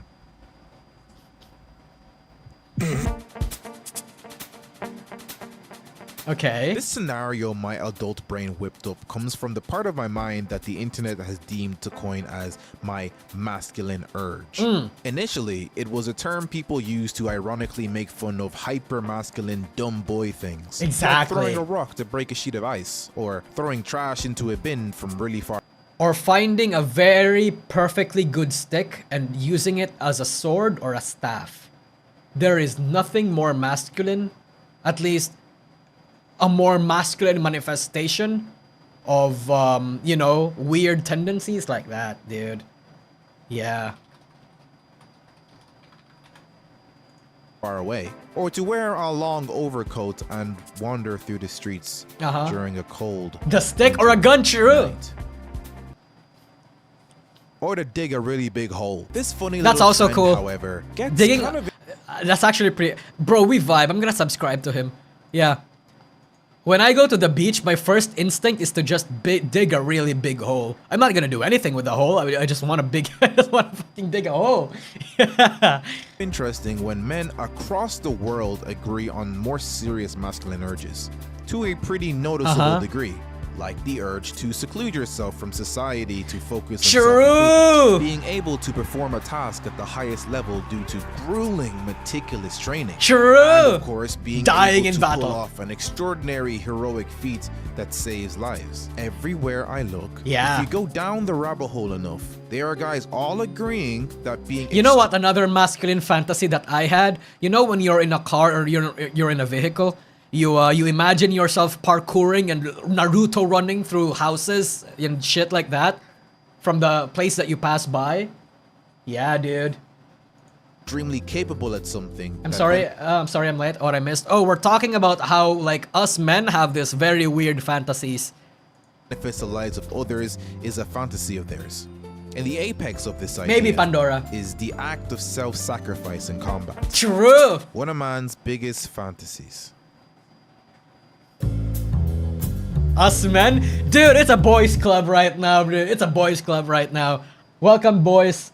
No, only men allowed. You females, you penisless creatures, you go away. Boys club, boys club. Now, I am not a neuroscientist, but I am certain that this tickle at the back of my brain when I watch this kind of stuff, it's real, right? It's real. It's real. Not just concussed. It's not an us It's a real thing. thing that you If it guys was experience. if it was an us thing, why do multiple people in different parts of the world without even talking to each other have the same thought? Why do we all think of saving our crush from a terrorist attack at school and dying while doing it? Why do we think of parkouring through houses when we're on a vehicle or somewhere? Why do we want to die in glorious battle? It's a real thing. Preface that this isn't all men. We are not a symbiotic Yes, we hive are. mind that think and Yes, we act are. the same. Yes, we are. We're all But the a same. lot of You us and me, are you are pretty all depressed, Nosagi. Close. Search up any YouTube video that's titled something like POV, this is your final stand. True. You'll feel like you just walked into a room full of shonen protagonists. Let's fucking go!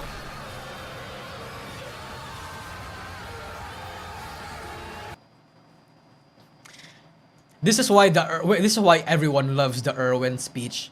The Irwin speech is literally us. We can see ourselves following an Irwin to death, dude. It's kind of cringe, but I love it. And audio when it's time to lock in. Yeah! This is your villain arc, or the all reliable, the indomitable. Yeah! human spirit. It's clear from the comments of these videos that people listen to this stuff to get a good pump for a workout, or when they need motivation to get back on the metaphoric horse of I hate the life. fact that you're right. The reason why I bring this up in the context of self-sacrifice is these one-liners are often taken from scenes where the character unlocks their hidden potential. They cast aside every other desire except Yeah. for overcoming the obstacle in front of them. Just and lock whether they in. die or not, they're throwing everything they humanly can at you. Because just like every RPG, There's a glorious feeling of fighting something that cannot be fought, but giving it your all. I don't know why there's something that feels good about that. Maybe it's the satisfaction that you've done your best. Like literally, physically, mentally, like all aspects of yourself, doing your best to fight this one opposition that just won't fold, and you being satisfied at your attempt either way. you can still hit a crit at 1 HP. This then usually follows with a superhuman feat and or I'm not gonna going sing out in it, a not blaze of now. glory. And a lot of guys resonate with this kind of stuff. Yes, we do. Me included. I, along with these Reddit people, fantasize of a world where we hone in solely Commander on the Irwin enemy giving up on his and dream. for a moment, Yeah, true. become True. That's all of us, honestly. mankind's Hail most Bill. dangerous Hail Babe. fighter. It's like that one Kanye West song, you know? It's provocative. Which What's one? the people going? This guy. Imagine being Which one? someone that powerful. Imagine the satisfaction of being that unit that just doesn't go down. And even if you do die, you're known as the warrior that took down 200 people to kill or something. True. Such a fantasy would only be seen in the movies. Except I feel when- like that's not when that satisfaction feels the best. I feel like it feels the best when you are the weak one. That's why there's a lot of like animes right now where it's like, you know, weak or ugly person becomes strong or hot, and then everybody falls in love with him and they face this very strong opposition, whatever. That sort of power fantasy. I think it feels good when you're weak. You're weak and you still give it your all, right?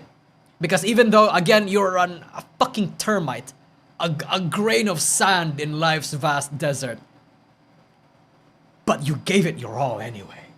Yeah, like Captain America, yeah. Because that's just how you know that it's not the man that did it, right? It's not your masculinity that opposed this fucking odd that cannot be surpassed. It's you. It's you. You're the you're the underdog, and you know, you won anyway, or if you lost, you tried your best. Yeah. Damn. Ah. And it actually Yeah, I'm getting pumped thinking about it. did happen in feudal Japan. Okay, what happened in Japan? The 8th boat leap? Saito Musashibo Benkei was a Japanese warrior monk who defended the bridge to his lord's castle to Oh, his dying I breath. know this. Benkei's Last Stand. Okay, so yeah, chat, you mentioned it. No wonder I didn't recognize it at first. Yeah. This was the dude that, like, if I remember correctly, this was the dude that collected swords or something, and then somebody beat him finally, and the person that beat him became his king, and like he defended him at his gates to the very end, something like that. I don't recall the details, but It was I feel said- like this guy is gonna do it. That he sliced and diced over 300 soldiers with his Nakiba in order to buy time for his master to honorably commit seppuku. That's 299 times someone has had to watch their guy get eviscerated, and the guy that killed him just stares at you like, Yeah. next. He By paid- number 300 or so, He became a the pincushion. enemy- Yeah, I remember that he got like furrowed a shit ton of arrows, and then he didn't even realize that he's dead. Not a lot of people realized that he was already dead anyway. Like, he got fucking riddled with arrows, dude. It's always bridges. Yeah, there's something about bridges, man. There's something about gates and bridges. And I think it's because you're defending something. You're the last stand, right? Like, there's a reason why the "you shall not pass" line from, you know, the Lord of the Rings hit a resonance with us. wised up and was like, oh yeah, screw this, and started taking pot shots at him. Yeah, from choke a you can defend. distance. And he still tanks them. After riddling him with so many arrows, one brave soldier actually gets close enough to look at him, only to realize that He was dead. he was already dead. Yeah. He was already gone multiple arrows ago, and he died standing upright with his glaive in his hand, propping himself up.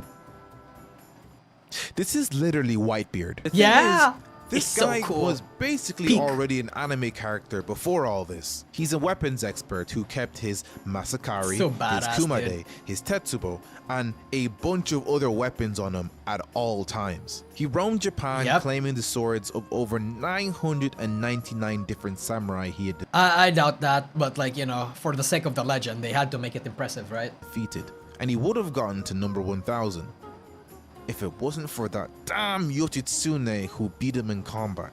But it was that same Yoshitsune that became his best buddy for life and was the same guy he defended on that bridge. Yeah. Now, I'm going to refrain from speaking about this any longer because I can feel that masculine tingle in my head and it's happening again and I don't know how to stop it. Yeah, That epic dude. feeling of someone's life in your hands and the odds of survival being so close. Remember the Battle of Helm's Deep?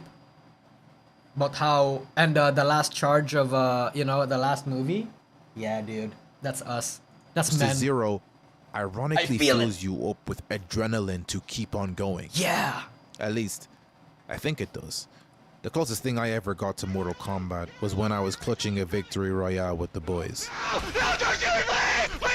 Benkei, Whitebeard, All Might, Moomin Rider, future Gohan. Uh-huh. It might be a little cringe, but I identify with these people. I identify with the virtue of self-sacrifice because it Yes. shows that you are willing to risk your life for something that is bigger than just your sentiment of wanting to stay alive. Yes. Well, why Amen. is it self-sacrifice specifically that I like? That same courageous virtue could definitely be seen with moms raising children or a child taking care of their parents in their old age. The short answer is I think we're depressed and we men right now need a reason to live. But more than a reason to live, we need a reason to die. Am I right? that would be a terrible action movie to watch. The long answer, we're gonna have to enter a pretty dark and malevolent place to get it. A place full of toxic COD lobbies and men hating on any woman that isn't built like Future an Gohan is over-sexualized cringe? white 90s character. A place I never truly understood, but for the sake of the Politics? video, and I love you guys, we're gonna open this Pandora's box to make sense of a few things. I'm talking about the world of masculinity. Okay. That doesn't sound too Hey. bad. Y'all like the fit, despite the cat ears. This Oh, he's got is the most lumberjack outfit. That's a apparently the lumberjack is like there's some inherent masculine traits to it because of how buffs and big lumberjacks normally are. It's called find a purpose in life. That's what men are. Real. So true, even non. masculine thing I could come up with. My masculine outfit is in the wash until Tuesday. Trust me, okay? But the lumberjack outfit, I Yeah. thought exuded masculinity. All right, you blue-haired betas. Oh, Fuck you. God. We're not blue haired. Class is in session. We're bald. and have beards and buff. Won't do that again. Despite my machismo look, we're not here to talk about sports or cars or women. We're here to talk about gender theory. Purpose is okay. Wow. Gender theory, huh? Okay. Yeah, okay. Purpose is what gives life and death meaning, exactly. We need a reason to live and a reason to die. That's why dying in battle and making last stands are a very masculine urge. Gender theory. Now look, I decided to get a degree in something that society actually values and pays decently well, so I am not exactly an expert in this whole debacle, but okay. I am trying my best here. What you are witnessing now is a live autopsy of a guy analyzing his past self and why he had these kind of red pill adjacent ideas about masculinity. I'm just hoping we can all learn. It's not from it, red okay? pill if he's gonna talk about how, like, I'm gonna wager a guess on what he's gonna say, and I think it's the same thing that I said earlier. Traditionally, men are expected to do all these sorts of things. It's not red pill, it's traditional. Well, which I suppose is like right leaning, right leaning, I suppose, but it's not necessarily the case. Yeah. I'm not exactly About how, like, gender euphoria and males have a certain male expectation that we all want to achieve. Like supporting your family, self-sacrifice, fucking whatever, shit like that. I can't think of anything like that, but right now, if that's what he's gonna say, yeah, whatever. prideful or happy. I used to think this way, but hey, we thank God for progress, okay? So if I slip up and say something out of pocket, Don't apologize. Gender Don't euphoria apologize. is simply defined as the What did he say? satisfaction- What did he say? That's why. Gender euphoria. Wow. Chat, we are actually mind melding right now. We have the same thing. We have the same idea. A lot of you are gonna think that I pre-watched this. I did not. We are literally the same person. I'm gonna hit this guy up. Oh, I mean, I don't know what we can collab about, but like, damn. That's crazy, dude. Is simply defined as the satisfaction someone feels when their gendered experience aligns with their gendered identity. That's what I said. It feels good Yeah. to be a boy and do boy stuff because you're taught this is what boys like. Yeah, You that's what basically gender know this, euphoria but is, there yeah. are certain traits as a man that feel good to perform as a man who follows these ideals of what a man is supposed to be. These are Yeah, some of them. this is literally what I said earlier, but like on Matara's context since she was a girl. Like I said, right, like for Matara's case, it was the whole being pregnant thing. A lot of women feel good because they are taught that females are supposed to be pregnant and bear a child and grow up old with raising their child or whatever. And that's why a lot of women won't feel good if they don't get to experience that, especially the older gentlemen, gentlewomen rather. Yeah, that's crazy, dude. Boys don't need to talk about each other. Yeah, true, Hellbane. They don't need to talk about... I could have the deepest conversation with a random stranger and I don't even need to ask their name. We just vibe. That's what men are. Now. Oh, okay. Yeah, okay, yeah. Some of these got updated in the last patch, so I don't know why they're Fuck still there. League of Traits Legends. like self-sufficiency, dominance, being powerful and muscular. These are the things that a guy who falls under this sense of what it means to be a man values, in a sense, because in their head that is what's necessary in order to perform as a man. And I want to put heavy emphasis on the term perform because You're it actually weak, is Alan. a performance. There are definitely times as a man where I don't want to be all these things, but I feel like I gotta, hence performing. It's not a natural thing. In fact, the male body might compel us to cry or be vulnerable at certain times, but as a man, we don't cry, right? So we thug it out. You know, we thug it out. And then we die. What's that quote fucking saying? Something along the lines of we men need to bear that fucking burden. 60. It's You know, super toxic, but there's an interesting victim complex that we have where we love to suffer. Like, men suffering like this somehow feels good. I don't know why, right? I don't know why. despite the discourse online that certain men say that men don't care about feelings and they're not important to us, I think they're very much are. Look at these red pillars when you encroach on their identity as a man, what they think it means to be a man. And then you'll see yourself if feelings are definitely non-important for a man or never are expressed properly. Authenticity, defined by Charles Taylor, is the creation and construction as well as discovery of oneself. To be authentic is to perform these traits you think aligns with you in order to become a man. So this is what they hammer in. This is the appeal for a lot of self-help advice for men online. There's a road you're supposed to follow, and if you follow it, you'll come out the other end a man.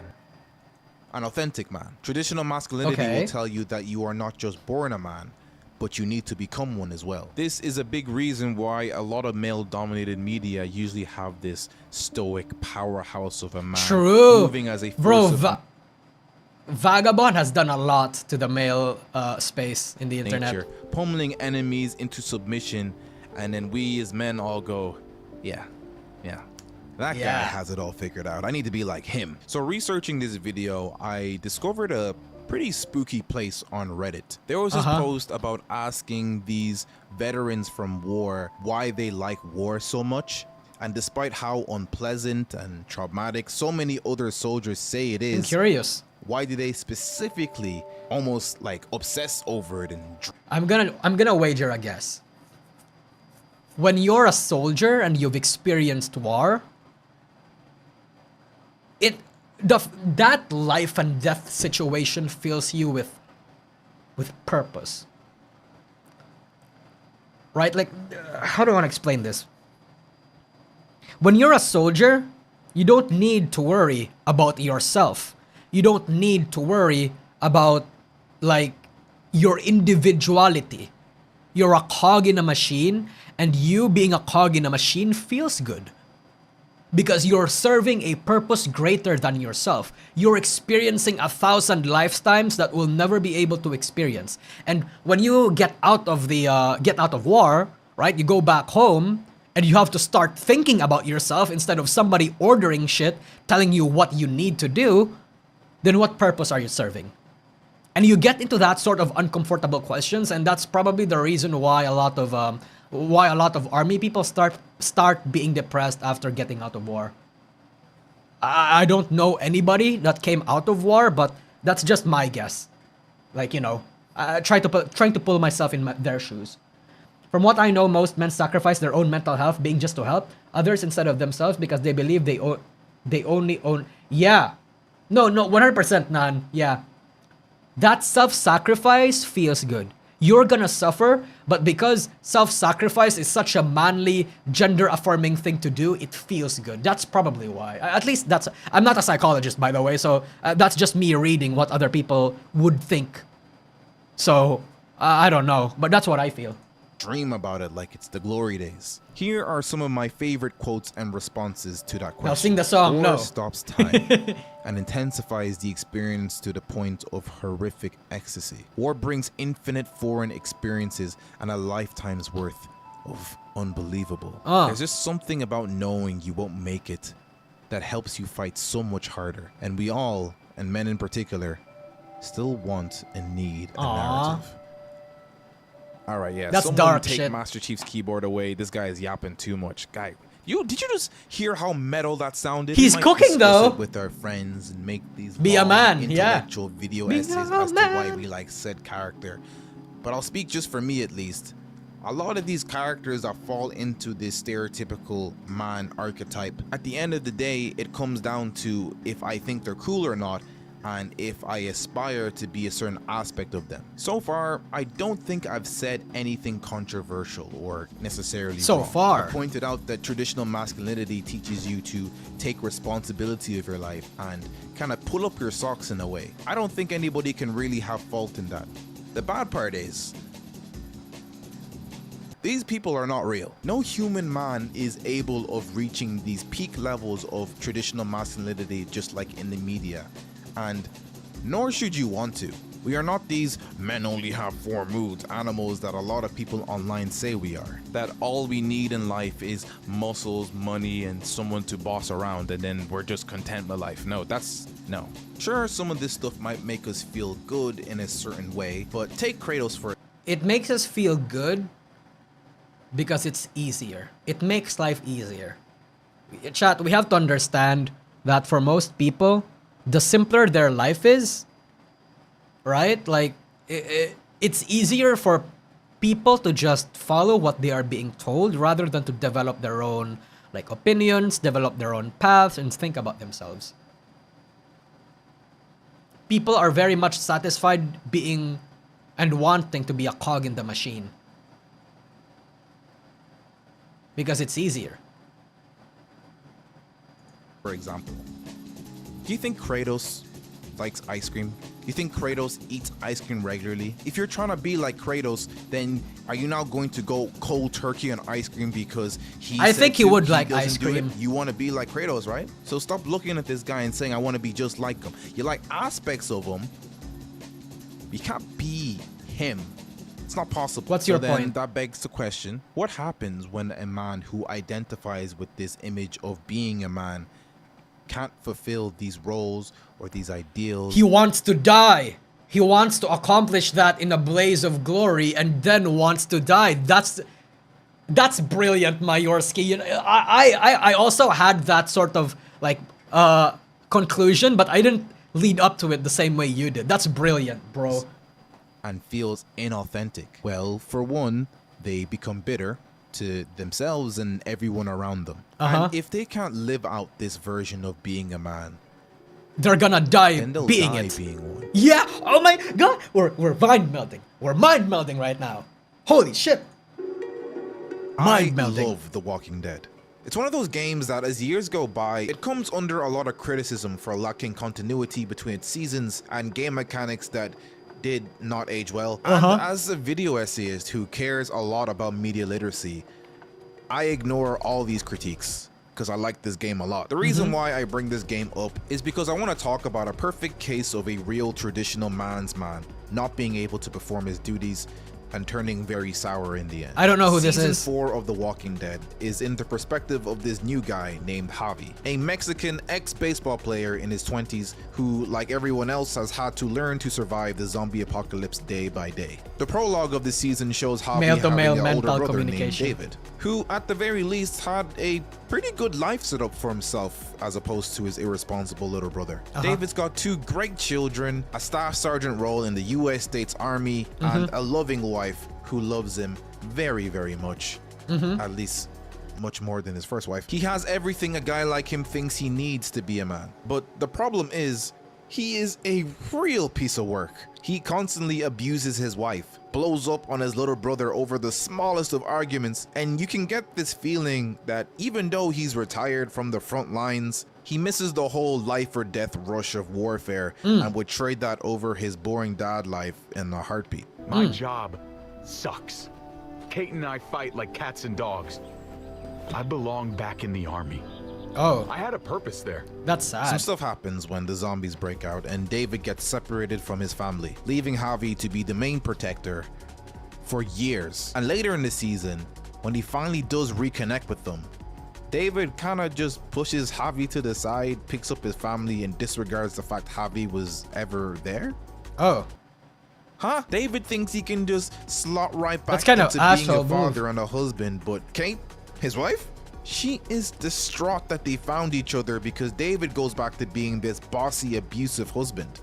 And also she realizes that she might have married the wrong brother. Gabe, while happy to see his dad, can see the kind of person he turns into when he's not happy, and it scares him. Mariana, his daughter, is in video game heaven at this point. Oh, he's dead. But Okay. if she was alive, I'm sure she would say the same thing, that although they were stuck on the road, clinging for survival, she'd much rather prefer Javi being her carer over her gun-crazed, power-hungry dad. You can tell that this shift in allegiance to Javi messes with David's head. That's sad, Like a yeah. lot. This now causes him to indirectly punish Javi even more and keep an even tighter grip on Gabe and Kate. Like, it's really uncomfortable seeing a man trying to forcefully make his traditional values work rather than just having a conversation. It's like a baby jamming a circle into a triangle-shaped hole thinking something's going to change eventually. And on top of all that, it's kind of ironic he keeps telling Javi to stop running away from family responsibilities. But at the same time, he's also kind of like, Yeah. I want to be kinda back wanna in go the back to army. shooting stuff. So do you mind being the dad now? Yeah. David annoys me because I don't think he's a bad guy. He does genuinely care about Javi and the people under his I don't care, know, but dude. He keeps I don't know. Fucking beating your wife up like that doesn't sound like a bad letting guy. his A good principles guy. and his ideals get in the way of genuine growth. A soldier isn't a husband or a father. A soldier is a soldier. Nothing else. After seeing his brother, who he thought initially was useless, actually turn into more of a leader and a father figure to his family than he ever was, it Seems is like such an over. attack on his Yeah. So that's the one thing that like is a relatively bad part about gender euphoria as well, right? The ego part is when a man is not able to do the one thing that males are expected to do in a relationship. Like, let's say a man can't provide, a man can't, like, you know, support their family or whatever, and say somebody else, like that man's brother or that man's friend, or even a family member. Like, let's say the younger brother had to support the family because the dad can't. The dad's ego, the opposite of gender euphoria, I guess gender dysphoria is the opposite of it. They're not gonna let that go. They're gonna be super upset about that. Because, oh my god, my fucking kid, oh my god, my brother, oh my god, my friend, who is not part of my family, is supporting my family better than me. So instead of stepping up, I need to get these people to stop so I can affirm the fact that I'm still the man of the family, or the man of the house, rather. Yeah. Gender dysphoria is something different. Yeah, I was thinking of that. Yeah. Maybe I don't think gender dysphoria is like that, but like the opposite side of it. identity that he makes the most emotion-filled, petty decisions at every turn in the game. So it makes sense that he is ready to do these hell-bent Call of Duty kill Makarov suicide missions, rather than wake up and smell the roses that maybe what he thinks is a good man is wrong. He thinks there's only one way to being a man, and he's going to stick to it no matter the cost. I feel as though David is a representation of a broader topic on the plight of men in the modern age. He's like an extreme of what it looks like to allow the shackles of masculinity and, I guess that's what toxic just masculinity being a is, bad chat. person can do to you. For hundreds of years, men were seen as the only people who could provide for a family in ways like finance and security. And in current year, a lot of women are gapping men in terms of education, leading to women making more than men feeling lesser than, yada yada. Look, there's like 100 videos on the plight of men on YouTube, so go watch those. But essentially, the game mode to life has changed. And a lot of guys, young and old, are stuck trying to make sense of it with old software. And one of the few places a lot of us feel affirmed in our beliefs is through these hyper-masculine fantasies. Yeah. So it makes sense that we attach ourselves to characters Gordon in fiction Ramsay where story? acting I out don't the know. masculine urge to protect is still considered super important to that said society. Whether it's guys with a sword or a space gun or a space sword gun, it's all the same sentiment of, wow, I'd like to die in a blaze of glory and feel Yeah. important. Again, this is cool. This is badass. This Hold is the line, really dudes. inspiring. But just like everything else, taking this stuff to the Hold on. extreme is where it becomes harmful. On a smaller scale, fantasizing about this version of masculinity can make you unsatisfied with a regular life and daydream about a world where you're the hero. But on a grander scale, it can cause you to put faith in something that will ultimately destroy you.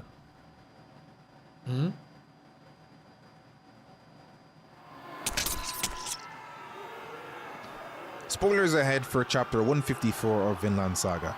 They're not major spoilers, I swear. It's about a random Viking dying, but this probably is one of the most important chapters of the entire story.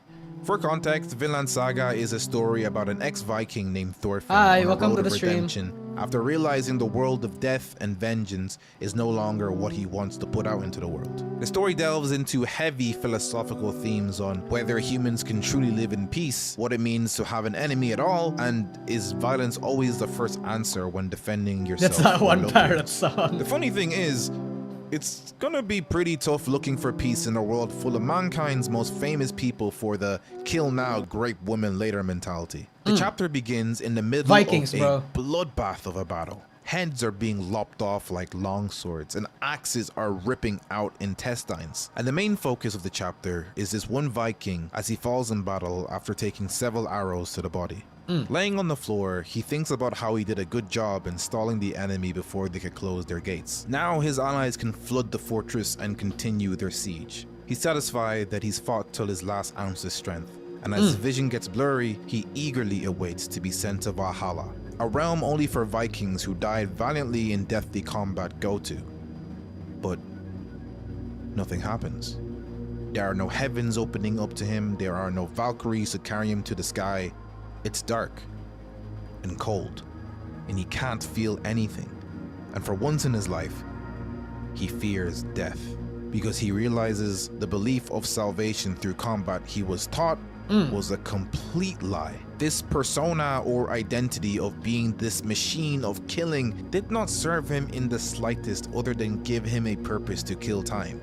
There's nothing at the end of all this fighting but black.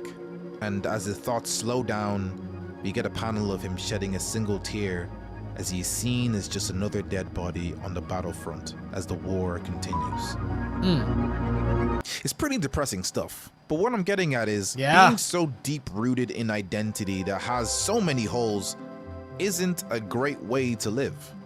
Traditional masculinity can be more of a detriment rather than a benefit. And this glamorous final stand we love to fantasize about may need to be re-evaluated on whether the sentiment comes from an honest perspective in our life. This obsession of dying in battle and being this alpha chat could allude to a misguided funnel of energy. And maybe the issue isn't why do guys want to rush into guaranteed death in fighting, and maybe it's rather why do guys only see themselves valuable when they go give up their lives.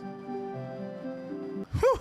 Hey, yeah, we are in the hot seat now, boys. I feel like if I even got the most hyper-masculine redneck to look at this meme, and he had to choose just one and be honest on which side he'd prefer, I think he'd say, every man has two fantasies. All hands are against lads. We shall just True. It's okay. Chat, okay, this is the meme that we've been talking about. I think I know which I would prefer to be in, which fantasy I'd like to be in. Surprisingly, I know this is the main topic that we're talking about, but we all want the girl. We all want the girl. We want to be good boys. We want to be pampered. We want to be loved. And that correlates to why we want to die in the first place. We want to die because we don't feel loved. Or maybe we want to die because we have to protect our loved. You know what I mean? But I want the girl. You don't have to act strong anymore. Yeah, I think I prefer the anime girl. Now, Same! This is not me saying the solution for man's troubles is a woman's compassion, but it's a matter of putting our value as a man in the wrong places. The system's rigged because it is almost impossible to derive a satisfactory amount of value from getting money because there is someone online way more rich than you. You can't solely get a satisfactory amount of value from working out because there is always someone who has a better physique than you. In Christianity, we call this idolatry. It might not mean that you are bowing down and worshiping this thing, but you solely getting your value from these masculine traits means that they are your god in a sense. And I don't know about you, but there are days where it feels good to get a productive day of working out and grinding out a side hustle. But there are also days when I don't hit my goals and I feel like garbage. And if I'm being real, all that other stuff people tell me to put my value in, they just don't hit the same. I don't get the same gender euphoria making videos or doing arts and crafts. I just don't. I might like watching the Barbie movie, but I don't feel manly doing it. Yes, I don't think we should fantasize about self-sacrifice as much as we do, but I have to admit that being in service to others is a pretty good feeling. Yeah. So what do we do about this? If there is a wave of dudes dreaming of dying in battle in order to feel manly and valuable, then I'd hypothesize reevaluating what we see as valuable might give us some clarity on how to move forward. Maybe the idea that we must prove ourselves as men is inherently broken and not in our best interest? Maybe I don't we think can so. feel valuable and help people just like traditional values say, alive rather than dead? Huh? I don't have a definitive solution. But there was this article. I don't think so. I feel like in the sense that I don't think we need to one-to-one follow what are expected of men, right? I feel like it's an individualism thing is my solution for this. Do what you want to do, not because what other people tell you what to do, right? And that could be hard because a lot of people cannot differentiate if something that they want to do or feel like doing is something that they internalized or something that was just like exposed to them or was like an external force that they got like affected by from a young age or maybe at current age. Something like that, right? Like right now, me doing YouTubing work, I didn't want to be a YouTuber. I never wanted to be a YouTuber. The reason I did a YouTuber is because I got influenced to do a YouTuber. It just so happens that storytelling is like my main passion and doing YouTube content is an extension of that. But if I could take any other forms of storytelling that does not necessarily involve YouTubing, then maybe I don't need to be a YouTuber. You know, I feel like it's little things like that that make this difference.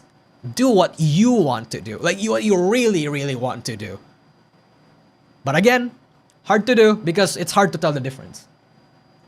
From this dude called Prester John titled On the Masculine Urge to Die in a Suicidal Charge. So And in the true, article, brother. He mentions this film called The Last Samurai as a reference to shed some light on the whole situation. The general public doesn't know what they want, and that's the problem. Of course they don't know what they want. They want to do what other people greater than them that they perceive want. That's why they're sheep. Most people are sheep. The cogs in a machine. Washed up army officer named Nathan Algren, played by Tom Cruise. He's mentally plagued by his participation in the cruel genocide of the American Indian Wars, and now spends his days being part of a traveling circus, where his main act is fetishizing that same war of Western expansion that gives him nightmares. That is until the Imperial Japanese government seek him out directly for a job.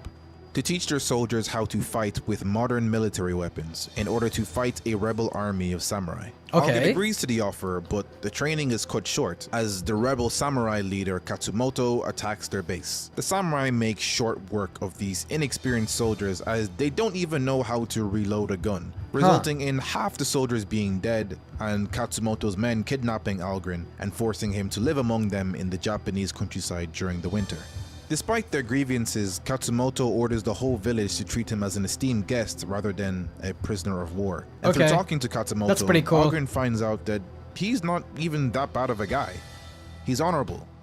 And he has no issue giving up power to the government, but he hates the trajectory that Japan is heading towards. Think about why a samurai would hate a machine gun, and you get the reason why he fights back so hard. Both Algren and Katsumoto share That line goes fucking hard. Think of why a samurai hates a machine gun. life Yeah. and death battles, and two philosophies bubble up to the surface. Algren despises this whole suicidal charge mentality a lot of soldiers he knew died from.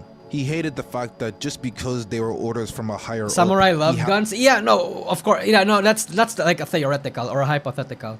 Yeah, the samurai were very quick to adapt guns because they were faster. But like, you know what he means. to continue to fight even though they were outnumbered. He was one of the few survivors of 200 men who fought against an Indian army of 2,000. And when Katsumoto hears the story of Algren being forced to fight this losing battle, he goes, You're not so based. Oh, okay. Okay. I thought he was going to say, you and I were not so different. We're not so different, you and I. This whole Japanese dying with honor shtick really rubs Algren the wrong way initially. But at the very least, he really starts to warm up to the integrity and the discipline he sees in the traditional Japanese way of living. So when Katsumoto decides to go to battle with the Imperial Army again, Algren joins the battle, this time on the side of the rebels. And now you have this epic clash between old customs and new. The gun versus the blade. Honor versus And the robbers. blade gets The fucking samurai wiped. obviously have the moral high ground here, with more determination, tactics, and skills than the enemy. So when they fight, all that doesn't even matter as it becomes a massacre. Yeah. To call it a battle is being nice. No matter how skilled you are with a sword and a horse, you are not beating a Gatling gun. The Imperial soldiers have had a year to train, and now with the help of modern weapons, they slaughter the samurai. That day, modern values won. Yep. The curtains finally closed on the age of the Bushido, with even Katsumoto preferring to die by his own blade rather than surviving in a world where his values are no longer the norm. Defeated once again, Algren is brought to the young Emperor Meiji. And he's not really a bad guy either. He saw Japan being left behind in modern advancements and had to make the tough call to get rid of certain traditions in order to make sure Japan can still exist years from now. There could be other reasons as to why he was okay with being westernized, but at least through Katsumoto's efforts, the young emperor sees that he must not completely forget who they are as a people, even if they do decide to become modernized. The movie ends with Meiji saying how much he respected Katsumoto, the last samurai, and he asks Algren how Katsumoto died. And Algren refuses to answer that question, and instead replies with, "I will tell you how he lived." Too many of us Bro, that's so fucking good, dude. That's so fucking good. I need to watch this fucking movie. Twine our traditional masculine values to our identity. The sentiment of how badass it would be to die in battle is cool on the surface, but kind of sad after you peel back the layers on what the desire it's rooted in. Yeah. This is something I'm trying to understand myself, so I am in the same boat as anyone who resonated with whatever I just said today. The longing for the good old days is only as popular as it is because there is a lot of guys that feel powerless, valueless, and inauthentic as a man because the reality of becoming this unrealistic vessel of Chad energy can't be achieved. After all, if all of us knew that we actually have internal value and we don't have to prove ourselves with money, women, or how well you can swing a sword in order to feel valued, we might put the likes of these people out of business. There's no benefit into rushing into whatever suicidal charge you might be going through in your personal life. I would suggest understanding that we have these desires to be authentic, socially engineered or not, but the key is to not let it consume or constrict you. Once you stop thinking that you can prove your worth in every breath you take, once you realize that living for a cause can be 10 times more badass than dying for one. That's what I said. Much more interesting, big brain expanding interests and lifestyles that this human experience can bring. So reiterating the question, how do we as men scratch that itch of wanting to feel valued in a world where we don't need to run headfirst into no man's land for a cool movie? I guess we live for a cause, then die for one. A purpose that can look at a future Gohan or a Katsumoto and say that it's badass, but not an ideal to live by. Because at the end of the day, this world is even more messed up than most of the movies and stories we love. You can definitely scratch that itch of being a hero right now. Trust me, dying for a cause isn't going to be enough. Because what we need is those that are willing to live for one as well. Wow. Wow, he gets it, dude. We literally have the same brainwave. He even mentions the same things I did. Holy crap. Holy fucking crap. Such a good video. Go give Mayorski a like over here. He deserves it. Yeah, that was very well done. Damn. So good.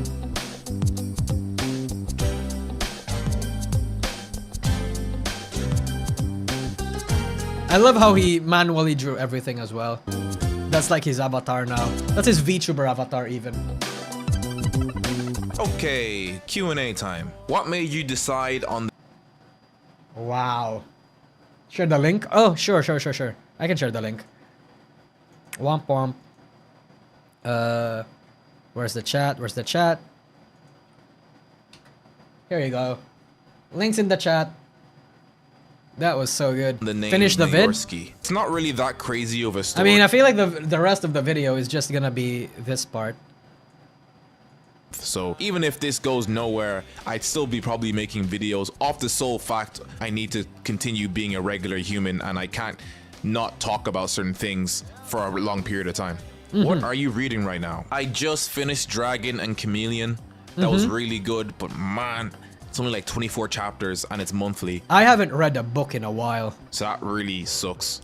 How does it feel from where you blew up? I don't know, it doesn't feel... The last big, crazy, surreal moment was definitely hitting 10K. And now I feel like I'm just steadily chugging along and I have my own little niche of people who I hop in a group chat with every month and say, hey guys, this is what I'm reading or watching and I like this a lot. Please listen to me. Have you ever considered getting waves? What's that? Yes, and I never will because I am terrible at maintaining my hair. I am currently trying to grow out the afro, which arguably is another hairstyle that takes a lot of maintaining, but I'm really committed to it. So what's your favorite anime? I will never tell you my favorite anime. It's constantly changing. There is a rotating 3, but I feel bad for speaking about any one of them and putting them any below. So it sounds like I'm getting mad at you, but I'm also getting mad at myself because I ask this question all the time to myself and I never have a proper answer to.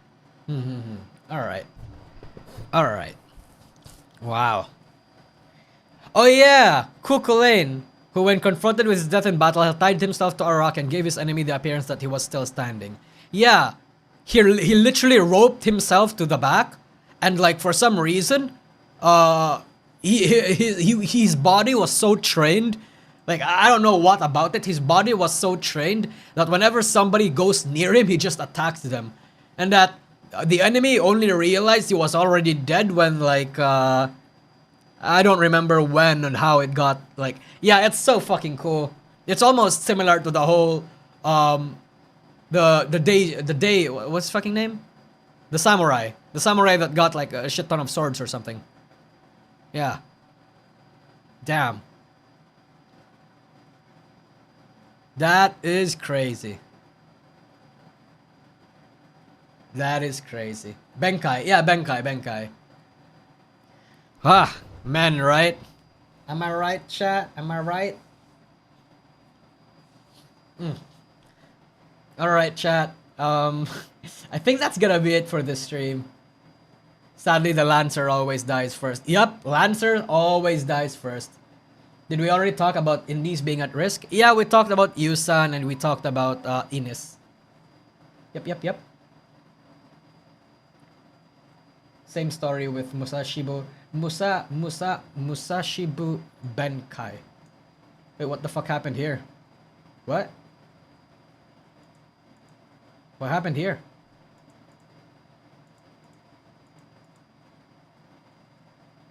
Hello? What's with the overlay?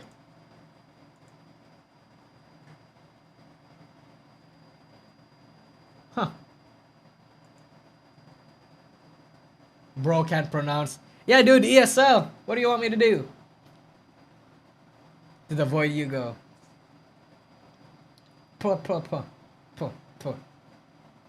So yeah, I think that's gonna be it for now, chat. Again, I'll have an announcement in the next few days, but I will be back soon. Yeah, I'll be back. Thank you for coming into the stream, and thank you so much for the super chats. Especially you, Hailbane, and you, Non. Thank you so much for the super chats. Appreciate it. League? Maybe League soon. Not right now, though. But, yeah, I'ma be gone. Bye-bye, chat. Bye-bye. Sorry, Site Geo. It is what it is. Right? I'll see you all. Bye-bye. Bye-bye.